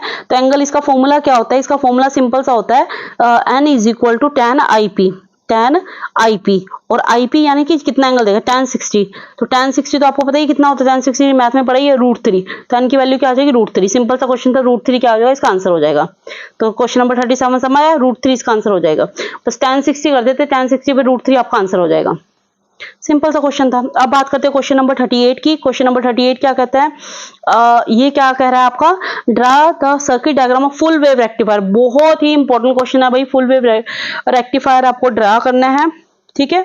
पीएन जंक्शन डायोड के लिए explain it's working and show the output input waveform. बहुत ही इंपॉर्टेंट क्वेश्चन है, आपको वर्किंग बतानी है, फिर इसका सर्किट डायग्राम बनाना है। सर्किट डायग्राम जैसे इस तरह से बनाते हैं ना, रेजिस्टेंस लगा के, कर्ल लगा के, इस तरह से जो डायग्राम बनाते थे सर्किट डायग्राम, वो सर्किट डायग्राम बनाना है आपको। इस तरह से जो हम बताते थे, यहाँ पे दो, यहाँ पे डायोड लगा देते थे इस तरह का, ये डायोड लगा देते थे, फिर यहाँ पे आप इस तरह से बीच में वाई लगा के फिर यहाँ पे एक रेजिस्टेंस कनेक्ट करते थे। ये सर्किट डायग्राम ये आपको बताना है। साथ में आपको क्या बताना है, इसका इनपुट सिग्नल के बारे में भी बताना है। जैसे आपको जो इनपुट फुल वेव में तो कैसे मिलता था, पूरा सिग्नल मिलता था। जैसे आप इस तरह से आप जब इनपुट सिग्नल देते थे तो आउटपुट आपको इस तरह से मिलती थी, इस तरह से आउटपुट मिलती थी, है ना आपको। ये वाला T/2 हो जाता था, ये वाला आपका T हो जाता था, फिर 3T/2 हो जाता था, ये 2T हो जाता था। इस तरह से आपको ये पूरा फुल वेव रेक्टिफायर का वर्किंग भी बतानी है और आउटपुट इनपुट वेव फॉर्म्स भी बताने हैं। तो आपको इस तरह से क्वेश्चन 38 सोल्व करना है पूरा। बहुत इंपॉर्टेंट क्वेश्चन है, बहुत ज्यादा इंपॉर्टेंट क्वेश्चन है, काफी चांसेस है इस बार भी पूछे जाने के। तो क्वेश्चन है 3 मार्क्स में, तो आपको पूरा एक्सप्लेन करना है इसको। नेक्स्ट क्वेश्चन है क्वेश्चन नंबर 39। क्वेश्चन नंबर 39 क्या कहता है, a rain drop of mass 1 gram falling from the height 1 kilometre hits the ground with the speed of 50 metre per second. देखो एक रेन ड्रॉप था, बारिश हो रही होगी, एक रेन ड्रॉप था, बारिश के टाइम में 1 ग्राम का रेन ड्रॉप क्या हो गया, 1 किलोमीटर की हाइट से ऊपर था। 1 किलोमीटर मतलब यहाँ जैसे यहाँ से 1 किलोमीटर की हाइट पे ऊपर था, तो ये 50 मीटर पर सेकंड की स्पीड से नीचे चला आ रहा था। तो अब आपको क्या बताना है, the loss of potential energy of the drop, potential energy कितनी लॉस होगी उसके बारे में बताना है। पोटेंशियल एनर्जी क्या होती है आपकी mgh, वो कितनी ड्रॉप होगी वो बताना है आपको। 1 ग्राम है, पहले 1 ग्राम को क्या करना पड़ेगा, किलोग्राम में कन्वर्ट करना होगा, क्योंकि हम एनर्जी की यूनिट ऐसा यूनिट लेते हैं। तो कितना आ जाएगा 1/3 10⁻³ किलोग्राम, या आप लिख दो 0.001 किलोग्राम हो जाएगी। तो 10⁻³ लिखो, ज्यादा इजी रहेगा। तो मैं अगर m की बात करूं तो वो कितना हो जाएगा 10⁻³ किलोग्राम हो जाएगा। हाइट 1 किलोमीटर है, उसको क्या कर लो 1000 मीटर में कन्वर्ट कर लो, तो 1000 मीटर हो जाएगी। वेलोसिटी आपको दे रखी है 50 मीटर पर सेकंड दे रखी है। इन सबको क्या कर दो, मल्टीप्लाई कर दो, ये 3⁻³ है, ये 3 है, तो ये दोनों तो क्या हो जाएगी, कैंसिल हो जाएगी, राइट। फिर उसके बाद सॉरी मल्टीप्लाई कर रहे हैं, मल्टीप्लाई करो तो आपका जो आंसर है वो बेसिकली क्या आ जाएगा 10 जूल आ जाएगा। आंसर कैलकुलेट करके देख लेना, 10 जूल आंसर आ जाएगा।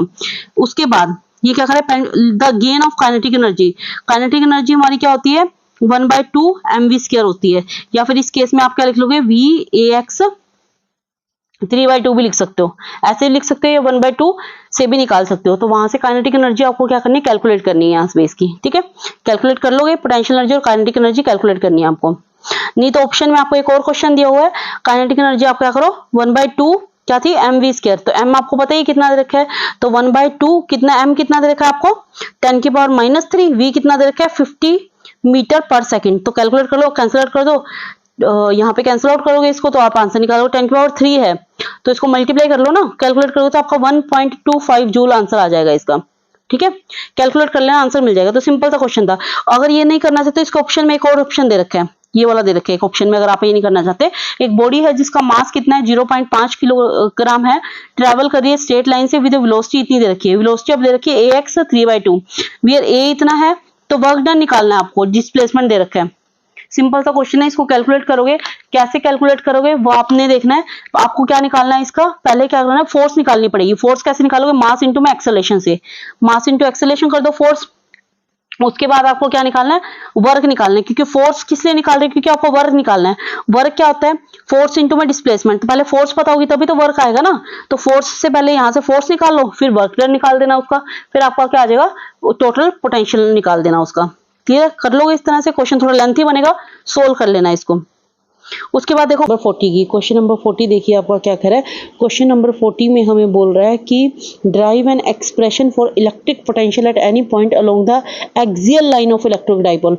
Axial line of electric dipole पे आपको क्या करना है, आपको क्या करना है, इलेक्ट्रिक पोटेंशियल को कैलकुलेट करना है। इलेक्ट्रिक पोटेंशियल को कैलकुलेट कैसे करते थे, आप एक पॉइंट मान लेते थे, एक्सियल पॉइंट मान लेते थे किसी भी डिस्टेंस r के ऊपर, मतलब आपने एक डिस्टेंस r ले लिया जिसके ऊपर आपने क्या कर लिया, एक्सियल पॉइंट मान लिया।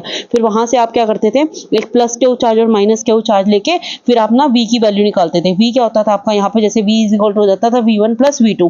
फिर अब इसमें से जब v की बात करते थे तो आपको पता है v क्या होता है, आपका जो v होता है वो क्या होता है 1/4 पाई एप्सिलॉन 1/4 पाई एप्सिलॉन, या फिर मैं कहूँ Q/4 पाई एप्सिलॉन क्या होता था, या 1/4 पाई एप्सिलॉन Q/r-a। और एक सिमिलर क्या हो जाता था, एक के केस में हम माइनस Q ले, जैसे V1 ये ले लिया तो V2 के केस में हम क्या लेते थे, प्लस Q ले लेते थे। इसी तरह से हम करते थे। फिर हम क्या करते थे, V जो होता था उसमें V1 प्लस V2 को हम क्या करते थे, ऐड कर देते थे। जब आप ऐड करते थे तो 1/4 पाई एप्सिलॉन आपका क्या आता है, कॉमन आ जाता था, राइट। या फिर आप क्यों आ जाता था, क्योंकि 1/4 पाई एप्सिलॉन V1 में भी था, V2 में भी था। फिर आप उसको पूरे को सोल्व करते थे, जब आपका क्या होता था, plus Q minus Q LCM वगैरह लेके, क्योंकि नीचे क्या R माइनस ए है, एक में नीचे क्या R प्लस ए है, तो आप इसको एलसीएम लोगे, एलसीएम लेके ऊपर प्लस Q और माइनस Q है, मतलब आपका क्या है, Q बाय में R प्लस R माइनस ए है। दूसरे में क्या आपका माइनस ऑफ Q और क्या है, R प्लस ए है। जब आप एलसीएम वगैरह लेके इसको सोल्व करते थे तो आपका जो आंसर आ जाता था वो आ जाता था आपका 1/4 pi epsilon 4 pi epsilon P divided by क्या आ जाता था, R square minus A square. तो ये इस तरह का एक्सप्रेशन था। तो शायद आपको अब याद आ गया होगा, मैंने बहुत अच्छे से करवाया था आपको। तो ये एक्सप्रेशन जो आता था उसको हम क्या कहते थे, इलेक्ट्रिक पोटेंशियल कहते थे, राइट। समझ में आया। तो इस तरह के क्वेश्चन आपको ड्राइव करना था। आगे क्या कहते हैं, 40 क्वेश्चन के बी पार्ट में क्या कहते हैं, drive an expression for potential energy of an electric dipole of dipole moment P। आपको इलेक्ट्रिक पोटेंशियल एनर्जी के लिए इलेक्ट्रिक डाइपोल निकालना है, जहां पे डाइपोल मोमेंट कितना दे रखा है आपका, P दे रखा है। प्लेस कहां प्लेस किया है उसको, यूनिफॉर्म इलेक्ट्रिक फील्ड E के अंदर प्लेस किया हो गया। इसमें आपको क्या करना होता था, दो इक्वल और अपोजिट फोर्सेज लेनी थी, क्योंकि उसको कहाँ इलेक्ट्रिक फील्ड में प्लेस किया गया। तो एक मान लेते माइनस Q मान ली और एक आपने क्या मान ली, प्लस Q मान ली। तो उसमें क्या करते थे, वो क्या करते थे, आपका जो दोनों फोर्स है वो क्या बनाते थे, डाइपोल क्रिएट करते थे, रोटेट करते थे। डाइपोल क्रिएट कर जब उनको रोटेट किया जाता था तो उससे डाइपोल बनता था, तो उसमें टॉर्क भी प्रोड्यूस होता था। तो वो टॉर्क क्या होता था, फोर्स इंटू में परपेंडिकुलर डिस्टेंस। तो फोर्स आप कितनी ले रहे हो, Q लेते थे, फोर्स कितनी लेते थे, Q लेते थे। और फिर डिस्टेंस कितना ले रखा था आपने, 2a sin थीटा ले रखा था, राइट। तो अब जो आपका इससे पूरे से कैलकुलेट करते थे, पूरे से कैलकुलेट करके आपको क्या करना है, पोटेंशियल एनर्जी की फॉर्म में डाइपोल को कैलकुलेट करना है। आया कुछ याद में, तो आप वहां से इसको कर सकते हो, कोई बात नहीं। अगर फिर भी कंफ्यूजन हो रही है आपको तो कोई प्रॉब्लम नहीं, आंसर नीचे दिए हुए वहां से आप पढ़ सकते हो। आगे है क्वेश्चन नंबर 41। क्वेश्चन नंबर 41 क्या कहता है, state and explain the Brewster's law. Brewster's law आपको कंप्लीटली बताना है कि ब्रेवेस्टर्स लॉ क्या होता है, इसकी डेफिनेशन बताती हूँ और वहां पे आपको ब्रेवेस्टर लॉ बताना। ब्रेवेस्टर लॉ वैसे होता है कि IP is equal to IP जो होता था tan थीटा के, मतलब tan आईपी, वैसे इसका जो होता था tan आईपी किसके इक्वल होता था, n के इक्वल होता था। एन आईपी क्या था यहाँ पे, tan तो क्या है, मैथमेटिकल टर्म है, ट्रिग्नोमेट्री में हम यूज करते हैं ना, राइट। और आईपी हमारा क्या होता था, आईपी होता था पोलराइजिंग एंगल, और एन हमारा क्या होता था, ये आई पी है, और एन हमारा क्या होता था, रिफ्रैक्टिव इंडेक्स होता था। ब्रेवेस्टर्स लॉ क्या कहता था कि जो रिफ्रैक्टेड रे है, जो देखो अब हमारा यहाँ पे अनपोलराइज लाइट क्या होती है, जो हर डायरेक्शन में लाइट आ रही होती है, हर डायरेक्शन में लाइट आ रही होती है, हर डायरेक्शन में लाइट आती है।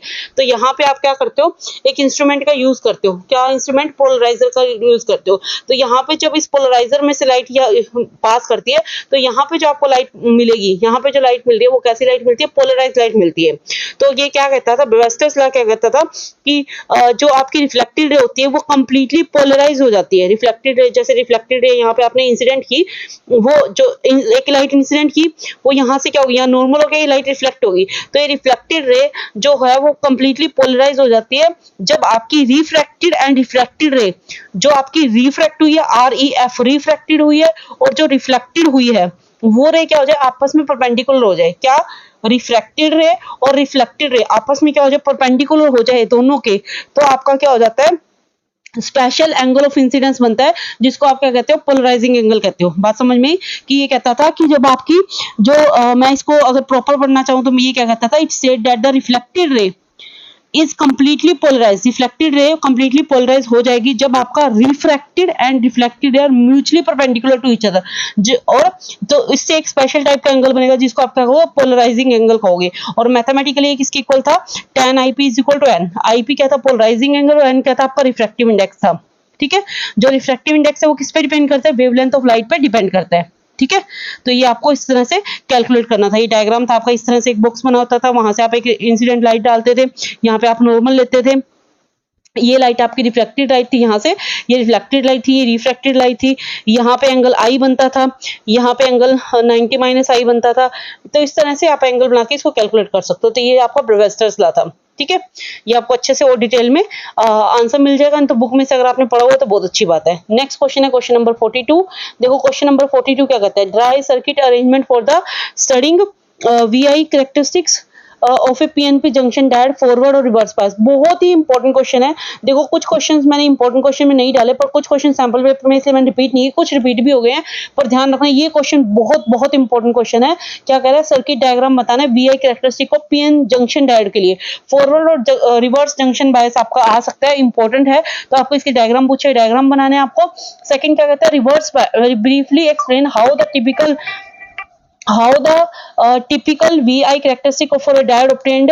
कैरेक्टरिस्टिक्स भी बतानी है इसकी। ये आप क्वेश्चन कर सकते हो, ज्यादा डिफिकल्ट नहीं है। आपको क्या करना है, VI ग्राफ को obtain करते हुए डायोड की कैरेक्टरिस्टिक्स बतानी है, जिसमें आप नी वोल्टेज बताते थे, रिवर्स रीजन बताते थे, इस तरह से डायग्राम बनाते थे। जैसे आपने यहाँ पे रियोस्टेट लेके, आप यहाँ पे देखो पॉसिबल नहीं है डायग्राम बनना थोड़ा सा, तो आप इस डायोड का यूज करके इस तरह से डायग्राम बनाते थे। यहाँ पे हम देखो इस तरह का डायग्राम था आपका, जैसे यहाँ पे आप बैटरी लगा देते थे, फिर आप यहाँ से एक डायग्राम बनाते थे, यहाँ पे रियोस्टेट लगा देते, फिर इसको ऐसे कैलकुलेट कर देते थे। यहाँ से इस तरह से आप इस डायग्राम को यहाँ पे एम्पियर, इस तरह से यहाँ पे रियोस्टेट लगा के इस तरह से डायग्राम रेजिस्टेंस लगा के डायग्राम को पूरा करते थे। यहाँ पे वी वोल्टेज हो जाता था, इसको आप यहाँ पे डायोड लगाते थे, इस तरह से आप डायग्राम बनाते थे इसका। तो ये डायग्राम बनाना और आप उसकी कैरेक्टरिस्टिक्स भी बतानी है। क्लियर हुआ। नेक्स्ट क्वेश्चन देखते हैं। नेक्स्ट क्वेश्चन में क्या कहता है, VI characteristic of light emitting diode, ये भी आपको बतानी है। आईवी कैरेक्टरिस्टिक्स क्या होती है इसकी। आगे इसके ऑप्शन में क्या रखा है, ऑप्शन में दे रखे हैं what are energy bands in solid. Energy band in solid मैंने आपको बहुत अच्छे से बनाया हुआ, कैसे बनते हैं, क्लासीफाई कैसे करते हैं सेमीकंडक्टर और इंसुलेटर। एनर्जी बैंड पे आपको क्लासीफाई करके बताना है, ये मैंने आपको बताया हुआ अच्छे से, तो आपको वहां से पढ़ना है। उसके बाद आता है क्वेश्चन नंबर 43, लास्ट क्वेश्चन है ये, लंज लॉ। ये मैंने आपको इंपॉर्टेंट क्वेश्चन में भी डाला। लंज लॉ क्या होता है, लंज लॉ के अंदर हम क्या होता है, देखो जो किसी भी फ्राडे लॉ के अंदर हम क्या करते थे, किसी भी कॉइल या फिर कंडक्टर का इंड्यूस होने वाले ईएमएफ का जो मैग्नीट्यूड होगा वो क्या होगा, किसी भी कॉइल में या किसी भी कंडक्टर में इंड्यूस होने वाला ईएमएफ का मैग्नीट्यूड क्या होगा, वो तो हम फैराडे लॉ से बता देते थे, लेकिन उसकी जो डायरेक्शन है वो हम फैराडे लॉ से नहीं बताते थे। तो वहां पे हम उसकी डायरेक्शन को बताने के लिए इसका यूज करते थे, लेंज लॉ का यूज करते थे। अब वो लेंज लॉ क्या था वो आपको बताना है। जैसे according to this law the direction of induce current in a closed circuit is always such to oppose the cause of produce it. तो एक एग्जांपल लेके आपको इसको लेंज लॉ को पूरा एक्सप्लेन करना है। ऑप्शन में क्या दिया हुआ है आपके, ऑप्शन में दे रखा है आपको यहाँ पे दूसरा बी ऑप्शन दे रहे, तो ये लेंज लॉ बताना है। साथ में दे रखा है using phasor diagram of LCR circuit, बहुत इंपॉर्टेंट क्वेश्चन है, ये भी आपको क्वेश्चन करना है। तो यहाँ पे एक क्वेश्चन एक्सप्लेन करना थोड़ा डिफिकल्ट होगा, इसलिए क्वेश्चन मैंने आपको बता दिया, और ये दोनों ही बहुत इंपॉर्टेंट क्वेश्चन, लास्ट के 2-3 क्वेश्चन बहुत ज्यादा इंपॉर्टेंट है, तो आपको ये अच्छे से पढ़ के जाना है। 100% यहाँ से क्वेश्चन आने के चांसेस है। और देखो नीचे इसका सारा सोल्यूशन दे रखा है, यहाँ से आप इन क्वेश्चन का सोल्यूशन देख सकते हो। लास्ट में देखो ये डायग्राम दे रखा है, जो मैं डायग्राम की बात कर रही थी, ये ब्रेवियर्स लॉ आ गया, ये वो डायग्राम्स आ गए जिसकी मैं बात कर रही थी। उसके बाद देखो यहाँ लेंज लॉ आ गया, ये देखो लेंज लॉ सारा एक्सप्लेन कर रखा है इसने। फिर उसके ऑप्शन में जो क्वेश्चन दिया वो भी सारा एक्सप्लेन करेंगे, तो यहाँ से आप इन क्वेश्चन को देख सकते हो। तो अब यहाँ पे आपका ये सैम्पल पेपर खत्म हो गया। अब हम बात करते हैं इंपॉर्टेंट क्वेश्चन की। कर रहे हैं कुछ इंपॉर्टेंट क्वेश्चन को डिस्कस, जो जितने भी चैप्टर्स है सबके इंपॉर्टेंट क्वेश्चन लेने की कोशिश की है। तो फर्स्ट लॉ है Newton's 3 law of motion. First question क्या कहता है, न्यूटन 3 लॉ ऑफ मोशन के बारे में बात कर रहा है। न्यूटन के 3 लॉ के बारे में आपको बताना है। तो आपको इसमें Newton first law, second law, third law क्या होता है वो तो पता होना ही चाहिए, प्लस आप इसके करोगे एग्जांपल डिटेल में। जैसे कि अगर आपने देखा हो वहां पे एग्जांपल से क्वेश्चन पूछा हुआ था, तो आपको इसके एग्जांपल भी अच्छे से आने चाहिए, तो एग्जांपल्स इनके अच्छे से कर लेना। First law, second law, third law हमने 10th क्लास में पढ़े और यहाँ पे पढ़े हुए हैं, तो कोई इंपॉर्टेंट वो बात नहीं है कि आपको ना समझ में आए। क्लियर। तो एक ये ध्यान रखना कि जो सेकंड लॉ होता है वो F इज इक्वल टू होता है आपका क्या, M इंटू में A, ये आपका सेकंड लॉ है।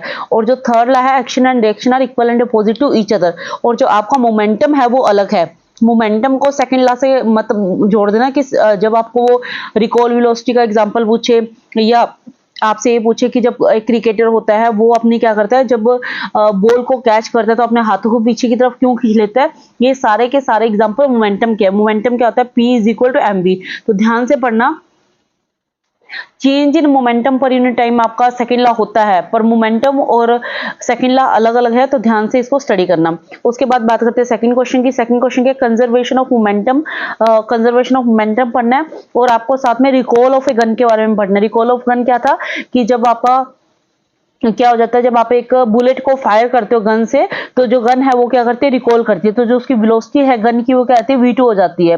तो law of conservation of momentum को आपने क्या करना है, अप्लाई करके आपका एक फॉर्मूला आ जाता है। क्या फॉर्मूला था हमारा, क्या फॉर्मूला था, m v1 plus m v2, capital M v2 is equal to क्या था, 0। तो वहां से आप v2 की वैल्यू निकालते थे, तो आपसे v2 की वैल्यू, वहां से v2 की वैल्यू आपकी कितनी आ जाती थी, माइनस के m by capital M into में v1। ये आपको ध्यान रखना है, ये आपको कैलकुलेट करनी है। v1 क्या है, ये v1 क्या है, बुलेट की वेलोसिटी, जिस वेलोसिटी से बुलेट आपकी आगे जाएगी, और इस तरह से आपको क्या करना है, इसको कैलकुलेट करने की कोशिश करनी है। अगर आपको कोई क्वेश्चन आ जाता है, चाहे तो रिकॉल ऑफ ए गन पूछ ले, चाहे इसके ऊपर न्यूमेरिकल पूछ लेते हैं। नेक्स्ट क्वेश्चन क्या कह रहा है, explain the role of friction. Role, friction का रोल बताना है जब in the case of bicycle brake. Bicycle brake में लगाने में फ्रिक्शन का क्या रोल है, और अगर हम कुछ ऑयल की ड्रॉप गिरा दे रिम के ऊपर, तो आपका बाइसाइकिल के साथ क्या होगा। देखो जो फ्रिक्शन है बाइसाइकिल में, वो क्या करता है, ब्रेक्स को होल्ड करने का काम करता है। जो आप ब्रेक लगाते हो तो वो गाड़ी आपकी या बाइसाइकिल आपकी रुक जाती है, क्यों, क्योंकि वहां पे फ्रिक्शन प्रोड्यूस होता है। तो आप क्या लिखोगे, by friction bicycle brake hold the running tyre. Bicycle brake क्या करती है, होल्ड कर लेती है रनिंग टायर को, जिसकी वजह से बाइसाइकिल क्या होती है, जो टायर है वो क्या होता है, स्टॉप हो जाता है, और साइकिल भी स्टॉप हो जाती है। नेक्स्ट क्वेश्चन उसने पूछा, व्हाट विल हैपन, क्या होगा अगर मैं कुछ ऑयल की ड्रॉप्स डाल दूं। अगर वो कहता है ऑयल की ड्रॉप डाल दोगे, there will be less friction, friction क्या हो जाएगा, लेस हो जाएगा, क्योंकि सरफेस क्या हो जाएगा, ग्रीसी हो जाएगा। तो जो आपकी बाइसाइकिल है वो स्टॉप नहीं हो पाएगी, या तो आप गिर जाओगे या बहुत मुश्किल से स्टॉप होगी। तो ये होता है इसका, अगर आपने तेल डाल दिया। क्लियर हुआ। उसके बाद नेक्स्ट क्वेश्चन आपका क्या कहता है, फोर्थ नंबर क्वेश्चन की तरफ बढ़ते हैं। फोर्थ नंबर क्वेश्चन क्या कहता है, what is the SI unit of work. पहले तो ये बताना चाहिए वर्क क्या होता है, फोर्स इंटू में डिस्प्लेसमेंट। फोर्स इंटू में डिस्प्लेसमेंट क्या होता है, वर्क। ऐसा यूनिट पूछ ले तो क्या हो जाएगा, फोर्स की क्या होती है, न्यूटन, और इसकी क्या होती है, मीटर। तो क्या हो जाएगी, न्यूटन मीटर, इसकी ऐसा यूनिट हो जाएगी, या फिर आप जूल भी लिख सकते हो। क्लियर। उसके बाद क्या करोगे, टाइप्स ऑफ वर्क की बात की है। टाइप्स ऑफ वर्क में क्या आ जाएगा, आपके पॉजिटिव वर्क, नेगेटिव वर्क, ये आ जाएगा। टाइप्स ऑफ वर्क में पॉजिटिव वर्क कब होता है आपका, नेगेटिव वर्क कब होता है, उसके बारे में आपको लिखना है। जैसे कि अगर एंगल की बात करें, 0 डिग्री एंगल पे आपका पॉजिटिव वर्क होगा, और 180 डिग्री एंगल होगा तो आपका जो वर्क डन है वो क्या हो जाएगा, नेगेटिव हो जाएगा। ठीक है, इसके बारे में ध्यान रखना है, क्योंकि W इज इक्वल टू क्या आता है आपका, F इंटू में, अगर आप एंगल की बात करो, एफ डी कोस थीटा, क्योंकि डॉट प्रोडक्ट होता है इनके बीच में, तो थीटा की वैल्यू डिपेंड करेगी। अगर थीटा आपका क्या हो जाए, 0 डिग्री हो जाए, तो थीटा 0 डिग्री यानी तो आपका क्या हो जाएगा, कोस 0। कोस 0 क्या होता है, 1। तो आपका एफ डी आ जाएगा, वर्क क्या आ जाएगा, एफ डी आ जाएगा। तो वर्क डन आपका क्या आ जाएगा, पॉजिटिव हो जाएगा। अगर आप क्या करोगे, अगर थीटा को 90 डिग्री ले लो, अगर थीटा को क्या ले लो, 90 डिग्री ले लोगे, जब आप थीटा 90 डिग्री लोगे तो कोस 90 आपको पता है क्या होता है, 0। तो वर्क डन वहां पे केस में क्या हो जाएगा, 0। अगर आप थीटा को लोगे 180 डिग्री, तो वो क्या हो जाएगा, कोस 180। कोस 180 क्या होता है, -1। तो वर्क डन क्या हो जाएगा, नेगेटिव हो जाएगा। क्लियर। इस तरह से आप इसके पोटेंशियल एनर्जी, काइनेटिक एनर्जी भी देख सकते हो। काइनेटिक एनर्जी क्या होती है आपकी, half MV square. Potential energy क्या होती है, हाइट के लिए जो एनर्जी यूज होती है। इस तरह से आप इसकी एनर्जी के बारे में स्टडी कर सकते हो। उसके बाद नेक्स्ट क्वेश्चन की बात करें, नेक्स्ट क्वेश्चन के conservation of mechanical energy during the free fall of a body. बहुत इंपॉर्टेंट क्वेश्चन है, आपको मैकेनिकल एनर्जी के बारे में बताना है जबकि बॉडी कोई फ्री फॉल हो रही होती है, मतलब जब कोई बॉडी ऊपर से गिरी होती है तो उसके बारे में मैकेनिकल एनर्जी बता रहा है आपको। Mechanical energy free fall body की आपको पता है कैसे निकालते हैं, हाइट वगैरह लेके इसकी मैकेनिकल एनर्जी निकालते थे। क्या फॉर्मूला होगा, जब आप पोजीशन लोगे तो एक तो जैसे आपका इनिशियल हाइट मान लोगे, काइनेटिक एनर्जी लोगे, आप पोटेंशियल एनर्जी लोगे, टोटल एनर्जी क्या होगी। अगर कोई भी बॉडी है, मान लीजिए बॉडी है ये नीचे की तरफ फॉल कर रही है, तो पहले इसके अंदर पोटेंशियल एनर्जी होगी, और जैसे ये फॉल करेगी तो इसके अंदर कौन सी होगी, काइनेटिक एनर्जी होगी। तो पहले आपको काइनेटिक एनर्जी निकालनी, कितनी हो जाती है, हाफ, कितनी होगी, हाफ एम वी स्क्वायर। फिर उसके बाद आपको क्या निकाले, पोटेंशियल एनर्जी निकालनी, जो कि क्या होगी, mgh होगी, राइट। अब उसके बाद आपने क्या करना है, इन दोनों एनर्जी को ऐड कर देना है। दोनों एनर्जी को ऐड करके आपके पास क्या आ जाएगी, टोटल एनर्जी आ जाएगी। इस तरह से आप इसको कैलकुलेट करोगे। क्लियर। उसके बाद आपका नेक्स्ट क्वेश्चन क्या कहता है, नेक्स्ट क्वेश्चन कहता है आपका Pascal's law, work done by spring. Work done by spring आपको कैलकुलेट करना है। इसके बाद नेक्स्ट क्वेश्चन में कि एक स्प्रिंग के अंदर जो वर्क डन होता है वो कैसे कैलकुलेट करते हो। आपको अगर मैं थोड़ा सा बताना चाहूँ तो ये किसके इक्वल था, F is equal to F I के इक्वल करते थे हम, फिर माइनस ऑफ के एक्स ले लेते थे। ये सारा मैंने आपको डिटेल में बहुत अच्छे से करवाया हुआ, तो यहाँ पे इतनी बड़ी डेरिवेशन या इतना बड़ा कैलकुलेशन मैं नहीं कर सकती, इसलिए मैं आपको बता रही हूँ। जो काइनेटिक एनर्जी थी, जैसे काइनेटिक एनर्जी इस केस में क्या आ जाती थी हमारी, हाफ के एक्स स्क्वायर आ जाती है, तो शायद अब आपको याद आया हो कि एक्स स्क्वायर काइनेटिक एनर्जी आई थी, तो वर्क डन हमारा इस तरह से हम वर्क डन वगैरह कैलकुलेट करते थे, तो ये आपकी थी काइनेटिक एनर्जी। ठीक है, उसके बाद आपको क्या करना है, पास्कल्स लॉ पढ़ना है। पास्कल्स लॉ क्या होता है आपका, पास्कल्स लॉ के बारे में बता रहा है, पास्कल लॉ क्या था। फिर उसके बाद आपका 7th क्वेश्चन है आपका पास्कल लॉ बताना है, उसकी एप्लीकेशन बतानी है। पास्कल लॉ की एप्लीकेशन जो कि मैंने आपको जब भी बताया था कि बहुत ज्यादा इंपॉर्टेंट है। पास्कल लॉ की एप्लीकेशन कौन कौन सी थी, हाइड्रोलिक प्रेस था आपका, और उसके बाद हाइड्रोलिक जैक था आपका, जैसे जिसमें आप कार लिफ्ट करते हो, हाइड्रोलिक ब्रेक हो गया, ये कुछ उसकी एप्लीकेशन थी जो आपको उस टाइम पढ़नी थी और इंपॉर्टेंट थी और अब भी इंपॉर्टेंट है। उसके बाद क्या है, सरफेस टेंशन क्या होता है। नेक्स्ट क्वेश्चन में आपसे पूछे सरफेस टेंशन क्या होता है। सरफेस टेंशन भी मैंने आपको बहुत अच्छे से बताया हुआ है। कहां से स्टार्ट किया था, जब हमने बात की थी कि एक जो वाटर की डोप होती है वो आपको स्फेरिकल क्यों नजर आती है, वहां से हमने सरफेस टेंशन के बारे में स्टडी किया था। सरफेस टेंशन क्या होती है, एक ऐसी प्रॉपर्टी होती है लिक्विड की जिसकी वजह से जो लिक्विड होता है वो क्या करता है, due to which it has a tendency to decrease the surface area, जो सरफेस एरिया होता है उसको डिक्रीज कर लेती है। मतलब मैं क्या कहना चाहती हूँ कि surface tension is a property of the liquid surface area, surface due to which, इसकी सरफेस टेंशन एक ऐसी प्रॉपर्टी होती है लिक्विड की वजह से जिसकी वजह से वो क्या करता है, अपनी सरफेस एरिया को डिक्रीज करता है। जैसे कि अगर ये बॉडी है, अगर ये वाटर ड्रॉपलेट थी, तो ये क्या करता है, अपने सरफेस एरिया को डिक्रीज करके इतनी सी वाटर ड्रॉपलेट हो जाती है। ये क्या होती है, आपकी सरफेस टेंशन होती है। फॉर्मूला क्या होता है, सरफेस टेंशन का फॉर्मूला क्या होता है, T is equal to F by में L। अब चाहे इससे आप फॉर्मूला पूछा हो, यूनिट पूछी हो, ऐसा यूनिट पूछिए, कुछ भी पूछा हो, आप इससे कैलकुलेट कर सकते हो। कैसे, एफ का जो फॉर्मूला ऐसा यूनिट होती है, अगर फॉर्मूला क्या है, T is equal to F by L है, एफ बाई एल है, तो एफ क्या होता है आपका न्यूटन और एल क्या होता है मीटर, तो इसकी यूनिट क्या आ जाएगी, न्यूटन पर मीटर आ जाएगी, -1 हो जाएगा यहाँ पे। क्लियर, इस तरह से आप इसको कैलकुलेट कर सकते हो। समझ में आएगा क्वेश्चन 8। उसके बाद सरफेस टेंशन की इसके अंदर आपकी वो भी देख सकते हो, ऐसा यूनिट भी आप कैलकुलेट कर सकते हो। ठीक है, इस तरह से ऐसे यूनिट वगैरह सारी इसकी एप्लीकेशन भी आपने सरफेस यूनिट की, सरफेस टेंशन की एप्लीकेशन भी पढ़नी है। उसके बाद 9th क्वेश्चन है आपका। 9th क्वेश्चन कहता है types of liquid flow. Liquid flow आपने पढ़ा था ना, स्ट्रीमलाइन फ्लो वगैरह के बारे में पढ़ा होगा। कैसे, तो क्या होता है स्ट्रीमलाइन फ्लो, जब आप क्या करते हो, जो एक पार्टिकल्स होता है, अगर आपका पार्टिकल क्या करता है, जो फ्लूइड होता है बेसिकली, जो फ्लूइड पार्टिकल होते हैं वो क्या करते हैं, अगर आपके पाथ को फॉलो करते हैं, the path followed by fluid particle is called line of flow. जैसे आपका एक इस तरह का डायग्राम अगर आपको याद हो, इस तरह का डायग्राम था, यहाँ पे थोड़ा सा बनाने में मुश्किल आ रही है, ये डायग्राम कुछ इस तरह का था। जैसे आपका ये एक पाइप थी, इस तरह में आपका एक स्ट्रीमलाइन फ्लो दिखाया था मैंने, वहां पे आपको ये फ्लो करता हुआ इस तरह से दिखाया था। तो इस तरह के फ्लो को हम क्या कहते हैं, स्ट्रीमलाइन फ्लो कहते हैं। इसको आपने अच्छे से डिटेल में पढ़ना है, तो आप वहां से स्टडी करोगे इसके स्ट्रीमलाइन फ्लो को। ठीक है, उसके बाद बर्नौलिस प्रिंसिपल और एप्लीकेशन ऑफ बर्नौलिस थ्योरम, ये तो बहुत ही ज्यादा इंपॉर्टेंट क्वेश्चन है। ये मैंने शायद आपको ऊपर भी बताया, बर्नौलिस प्रिंसिपल की मैंने आपको स्टेटमेंट भी बताई थी कि क्या स्टेटमेंट होती है, जहां पे आपकी जो वेलोसिटी है फ्लूइड की क्या होती है। बर्नौलिस प्रिंसिपल क्या कहते हैं, Bernoulli's principle state that where the velocity of a fluid is high, जहां पे वेलोसिटी होती है फ्लूइड की हाई होती है, तो प्रेशर इज लो। तो जो वेलोसिटी होती है फ्लूइड की वो भी क्या होती है, लो हो जाती है, और प्रेशर हाई हो जाता है। क्या कहते हैं, अगर आपकी वेलोसिटी हाई है तो आपका क्या है, जो प्रेशर है वो लो हो जाएगा, मतलब प्रेशर उल्टा चलेगा, मतलब वेलोसिटी हाई है तो प्रेशर लो हो जाएगा। अगर कहता वेलोसिटी अगर आपकी लो होगी तो प्रेशर क्या हो जाएगा, हाई हो जाएगा। मतलब आप ये समझ सकते हो कि इसमें v डायरेक्टली प्रोपोर्शनल होता है 1 बाय प्रेशर के, या प्रेशर डायरेक्टली प्रोपोर्शनल होता है 1 बाय v के, कैसे भी कर लीजिए। कि अगर आपका प्रेशर बढ़ता रहेगा तो आपकी वेलोसिटी कम हो जाएगी, अगर आपकी वेलोसिटी ज्यादा कर दी आपने तो प्रेशर लो हो जाएगा। ये क्या कहता है, इसका बर्नौलिस प्रिंसिपल कहता है। उसके बाद बर्नौलिस प्रिंसिपल की एप्लीकेशंस भी आपको स्टडी करनी है, और आपको बर्नौलिस प्रिंसिपल के बारे में भी स्टडी करना है। एप्लीकेशन में क्या करना है, आपने फ्लोमीटर के बारे में पढ़ना है। फ्लोमीटर यानी कि आपको वेंट्रोमीटर के बारे में पढ़ना है, फ्लोमीटर और वेंट्रोलीटर के बारे में पढ़ना है, ये इसकी एप्लीकेशन है। ठीक है, इसके बारे में आप क्या करोगे, स्टडी करोगे अच्छे से। मैंने आपको बहुत अच्छे से डिटेल में ये बताया हुआ है, तो वहां पे जाके आप इसको स्टडी कर सकते हो। नेक्स्ट क्वेश्चन है क्वेश्चन नंबर 10। क्वेश्चन नंबर 10 क्या है, लॉ ऑफ थर्मोडायनेमिक्स। देखो ये आपका ऊपर भी मैंने आपको बताया था कि थर्मोडायनेमिक्स का लॉ पूछा गया आपसे। थर्मोडायनेमिक्स कितने लॉ हमने पढ़े थे, 0th law, first law, second law, third law, ये 3 लॉ पढ़े थे ना, उसी के बारे में आपको स्टडी करना है।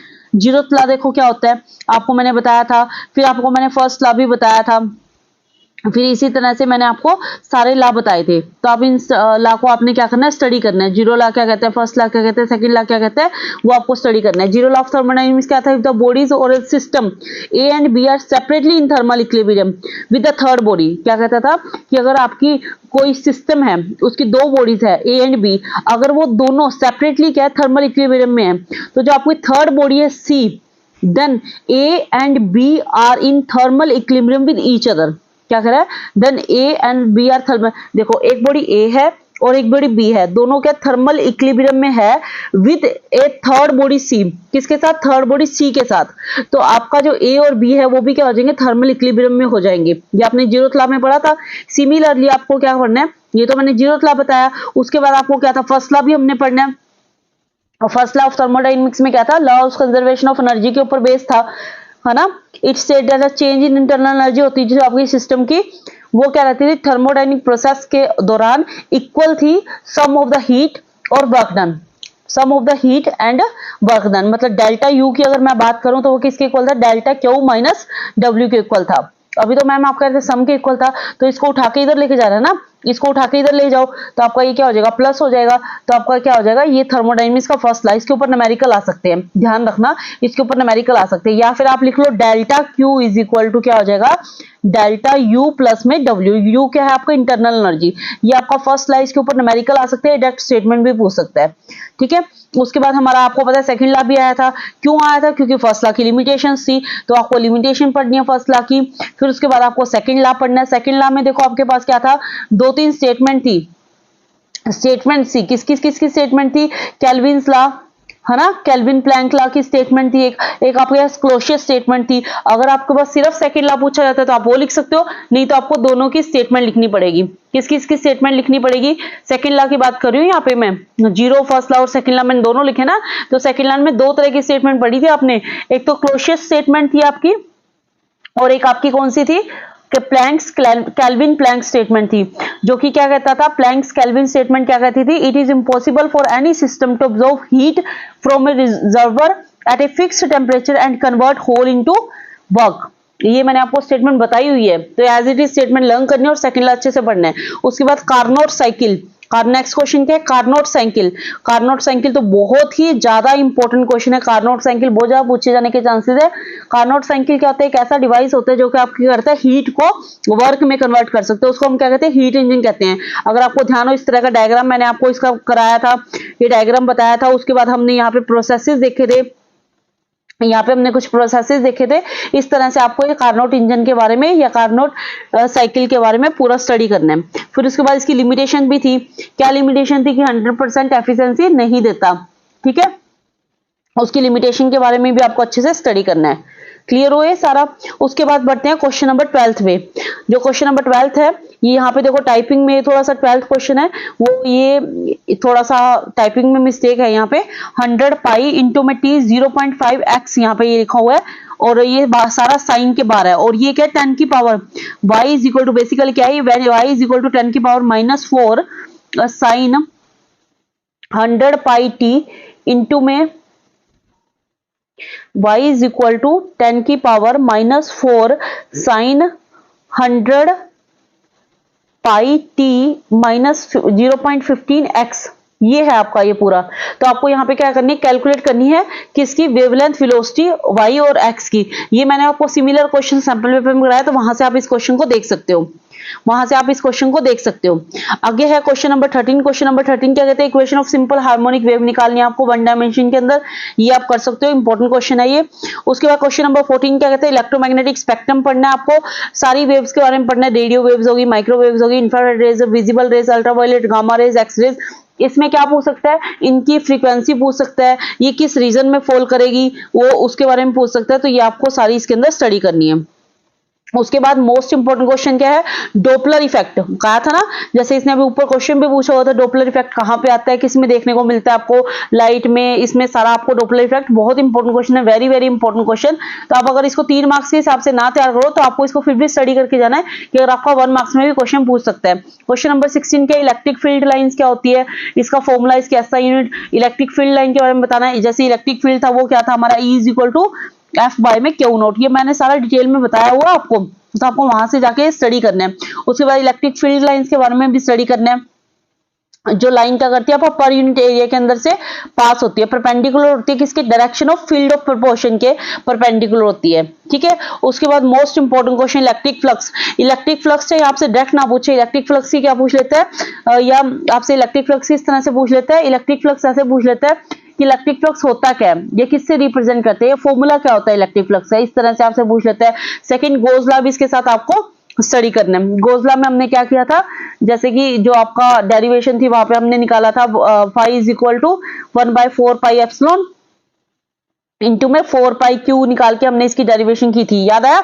जब हमने 4 पाई से 4 पाई को कैंसिल कर लिया था तो जो हमारा फाई था वो क्या आ गया था, क्यू बाय एप्सिलॉन नॉट के इक्वल आया था। जो फाई था हमारा, फाई ई था हमारा, वो किसके इक्वल आया था, क्यू बाय एप्सिलॉन नॉट, इसके इक्वल आ गया था जब 4 पाई से 4 पाई कैंसिल हुआ था। तो गोज लॉ की बात कर रही हूँ, तो वहां पे आप इसको इस तरह से कैलकुलेट कर सकते हो। नेक्स्ट क्वेश्चन है वेन डिग्राफ जनरेटर, ये भी आपको पढ़ना है। उसके बाद नेक्स्ट क्वेश्चन है आपका क्वेश्चन नंबर 19। देखो एक्सप्लेन करना लगूंगी ना तो 3 घंटे लग जाएंगे, इतनी लंबी वीडियो नहीं बना सकते। तो नेक्स्ट क्वेश्चन आपका जैसे ये है, नेक्स्ट क्वेश्चन नंबर 19 क्या कह रहा है आपका, क्वेश्चन नंबर 19 है कैपेसिटर्स बताना है, type of capacitor, parallel grouping कैसे करते हैं कैपेसिटर की, सीरीज की कैसे करते हैं वो बताना है आपको। अब रजिस्टर की भी आपको बतानी है। क्वेश्चन नंबर 21 में जैसे देखो 20 क्या है, डाइलेक्ट्रिक और डाइलेक्ट्रिक पोलराइजेशन के बारे में बताना है। 21 क्वेश्चन में दिखाओ जैसे आपको सीरीज और पैरेलल में कैपेसिटर्स को कैसे जोड़ते हैं, वैसे ही आपके रजिस्टर्स को आप सीरीज कॉम्बिनेशन और पैरेलल कॉम्बिनेशन कैसे करते हो वो आपको बताना है। सीरीज कॉम्बिनेशन और पैरेलल कॉम्बिनेशन कैसे, जैसे अगर आप क्या करते थे R इज इक्वल टू एक बार क्या करते थे आप R1 plus R2 plus R3 करते थे, और पैरेलल में क्या करते थे 1/R1 plus 1/R2 plus 1/R3। इसके ऊपर न्यूमेरिकल आ सकते हैं, तो ये आपको अच्छे से स्टडी करना है।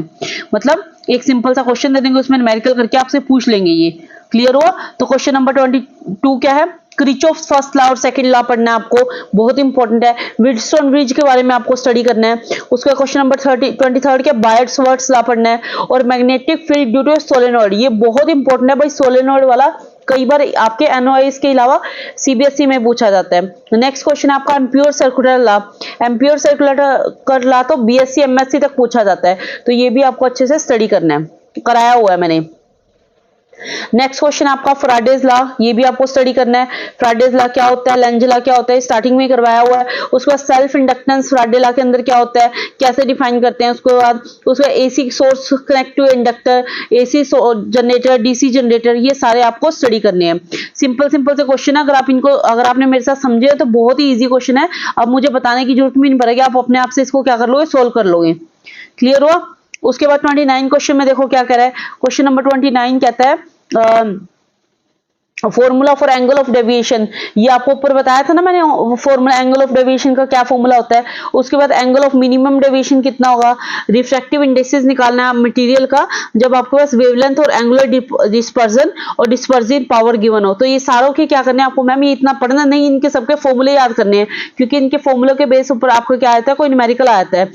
आपको एक फॉर्मूला पुट करना है और वहां से आप इसको न्यूमेरिकल को कैलकुलेट कर सकते हो। इस तरह से आपको इसको कैलकुलेट करने हैं, कर लोगे, सिंपल से है, न्यूमेरिकल जस्ट वैल्यू पुट करोगे और उसको कैलकुलेट कर लोगे। ये आपको इस तरह से कैलकुलेट करने हैं। उसके बाद क्या है, explain white colour of clouds, जो क्लाउड्स होते हैं वो व्हाइट कलर के क्यों होते हैं, ये आपको बताना है। क्यों होते हैं व्हाइट कलर के, क्योंकि जो उनका वाटर ड्रॉप्स होती है वो, चलो आप ये खुद देखोगे, इसके अंदर स्केटरिंग की वजह से होते हैं। बेसिकली ये सारा फिनोमेना व्हाइट कलर है, red colour of the sunrise and sunset है, ब्लू कलर ऑफ स्काई है, सारा का सारा प्रोसेस स्केटरिंग की वजह से होता है। और स्केटिंग मैंने आपको बहुत अच्छे से एक्सप्लेन किया हुआ है, तो स्केटिंग वाला फिनोमेना पढ़ोगे ना तो आपको समझ आ जाएगा। कई बार आपका क्या होता है, सिर्फ यही पूछ लेते हैं कि जो व्हाइट कलर होता है वो क्लाउड का क्यों होता है, ब्लू कलर स्काई का क्यों होता है, तो सिर्फ ऑप्शन में आपको क्या लिखा होता है, स्केटिंग ही आंसर दिया होता है। मतलब आपको और 4 ऑप्शन दिए होते हैं, रिफ्लेक्शन, डिफ्रैक्शन, स्केटिंग या डिस्पर्जन, तो वहां पे आप स्केटिंग को टिक करके आ जाओगे। इस तरह से आप फिनोमेना पढ़ोगे ना तो आपको समझ आएगा कि आपसे पूछा क्या गया है। ठीक है, स्टडी करना है इसको। उसके बाद क्या है, रमन्स इफेक्ट, ये आपने पहले भी पढ़ा होगा। रमन्स इफेक्ट में क्या पढ़ना है आपको, रमन इफेक्ट क्या होता था, किसने बताया था? सीवी रमन ने। मैंने आपको बताया था सीवी रमन ने बताया था 1926 के अंदर, रमन इफेक्ट के अंदर। क्या होता है इसके अंदर? जब कोई लाइट रेडिएशन स्केचिंग करती है फ्रॉम ए ट्रांसपेरेंट सब्सटेंस, चाहे वो सॉलिड हो, चाहे वो लिक्विड हो, चाहे गैस हो, तो जो फ्रीक्वेंसी होती है स्केटर्ड रेडिएशन की वो होती है या तो ग्रेटर होती है या लेस होती है फ्रीक्वेंसी ऑफ इंसिडेंट रेडिएशन से। तो इस फिनोमिना को क्या कहते हैं? रमन इफेक्ट कहते हैं। सबसे पहले किसने डिस्कवर किया था या स्टडी किया था? सीवी रमन ने डिस्कवर किया था। कब किया था? 1926 के अंदर सीवी रमन ने इसके बारे में बताया था। उसके बाद यंग डबल स्लिट एक्सपेरिमेंट, ये क्या है आपका? जब आप इंटरफेरेंस ऑफ द पैटर्न को पढ़ोगे, इंटरफेरेंस के फिनोमिना को पढ़ोगे, तब आप क्या करोगे? यंग डबल स्लिट एक्सपेरिमेंट देखोगे, हाइजेनबर्ग प्रिंसिपल देखोगे। तो वहां पे आपने क्या करना है? इनको स्टडी करना है, ठीक है। उसके बाद बेवेस्टर्स लॉ, ये ऊपर बताया मैंने आपको बेवेस्टर्स लॉ क्या होता है, वहां पे आपको बेवेस्टर्स लॉ भी देखना है। उसके बाद नेक्स्ट क्वेश्चन है, नेक्स्ट क्वेश्चन में क्या? Series of hydrogen spectrum. Hydrogen spectrum की सीरीज हमने करी थी ना अभी, जैसे Lyman series, Balmer series, Paschen series, Pfund series, उसके बारे में बताना है आपको। डी ब्रोगली हाइपोथेसिस के बारे में स्टडी करना है। डी ब्रोगली हाइपोथेसिस में हमने जो करते थे, आपका ऊपर मैं एक्सप्लेन कर गई हूँ, फॉर्मूला भी बताया था मैंने आपको लैम्बडा वाला, तो वहां से आपको डी ब्रोगली हाइपोथेसिस पढ़ना है। Law of radioactive decay में आपको स्टडी करना इंपॉर्टेंट है, ये लॉ भी कई बार पूछा जाता है, 2 मार्क्स में पूछा जा सकता है। न्यूक्लियर फिजन और न्यूक्लियर फ्यूजन पता होना चाहिए आपको, क्योंकि इसके ऊपर न्यूक्लियर फिजन और न्यूक्लियर फ्यूजन के ऊपर बेस क्वेश्चन पूछ लेते हैं, डायरेक्ट चाहे वो ना पूछे, तो इसका आपको कांसेप्ट अच्छे से पता होना चाहिए। अब आपका आ जाता है लॉजिक गेट्स के ऊपर क्वेश्चन, या फिर मैं कहूं आपका क्वेश्चन नंबर 13 जो 38 है या 41 है, यहां से आपका question very very very important question है भाई। ये 4 बहुत ही ज्यादा इंपॉर्टेंट क्वेश्चन है, ये चारों पढ़ के जाने आपको। पहले तो क्या है, फॉरवर्ड और रिवर्स बायस क्या होता है पीएन जंक्शन में। एक आपको पढ़ना है ट्रांजिस्टर एनपीएन यूज करें या पीएनपी यूज करें, बहुत ही इंपॉर्टेंट क्वेश्चन है। उसके बाद 40 क्वेश्चन तो very very very important question है। 40 क्वेश्चन फुल वेव रेक्टिफायर और हाफ वेव रेक्टिफायर, बहुत ही ध्यान से पढ़ना है। जैसे मैंने एक ऊपर सैंपल पेपर में क्वेश्चन आया था, तो फुल वेव का क्वेश्चन था, तो मैंने आपको बताया था इस तरह से आपको बाद में आउटपुट मिलती है ना। तो ये जो 40 क्वेश्चन है बहुत ही इंपॉर्टेंट क्वेश्चन है। फुल वेव रेक्टिफायर और हाफ वेव रेक्टिफायर को आपको डिटेल में अच्छे से स्टडी करके जाना है। उसके बाद लॉजिक गेट्स के बारे में पढ़ना है, नोर गेट क्या होता है, और गेट क्या होता है, क्योंकि आपका सिलेबस काफी रिड्यूस किया गया है, तो आपके चांसेस ये है कि इसमें लॉजिक गेट के बारे में पूछा जाए। तो ये थे आपके कुछ बहुत ही ज्यादा इंपॉर्टेंट क्वेश्चन। तो अगर आप ध्यान से देखो तो ये भी 20 to 25 मिनट्स की वीडियो बन गई, जहां पे मैंने आपको सिर्फ इंपॉर्टेंट क्वेश्चन की, जहां पे मैंने आपको और डिटेल में नहीं बताया, तो ज्यादा डिटेल में यहाँ पे डिस्कस नहीं कर सकते। मैंने आपको इंपॉर्टेंट क्वेश्चन बता दिए, अपनी प्रिपरेशन के साथ इन क्वेश्चन को भी क्या कर सकते हो, इंक्लूड कर सकते हो। तो सैंपल पेपर को जो आपने प्रिपेयर कर लिया है पूरा, तो सैंपल पेपर को अपने आप से सोल्व करने की कोशिश करो। आपने पूरी प्रिपरेशन कर ली, तो इन क्वेश्चंस को भी आप क्या करो, सोल्व करने की कोशिश करो। All the best for exam. Thank you.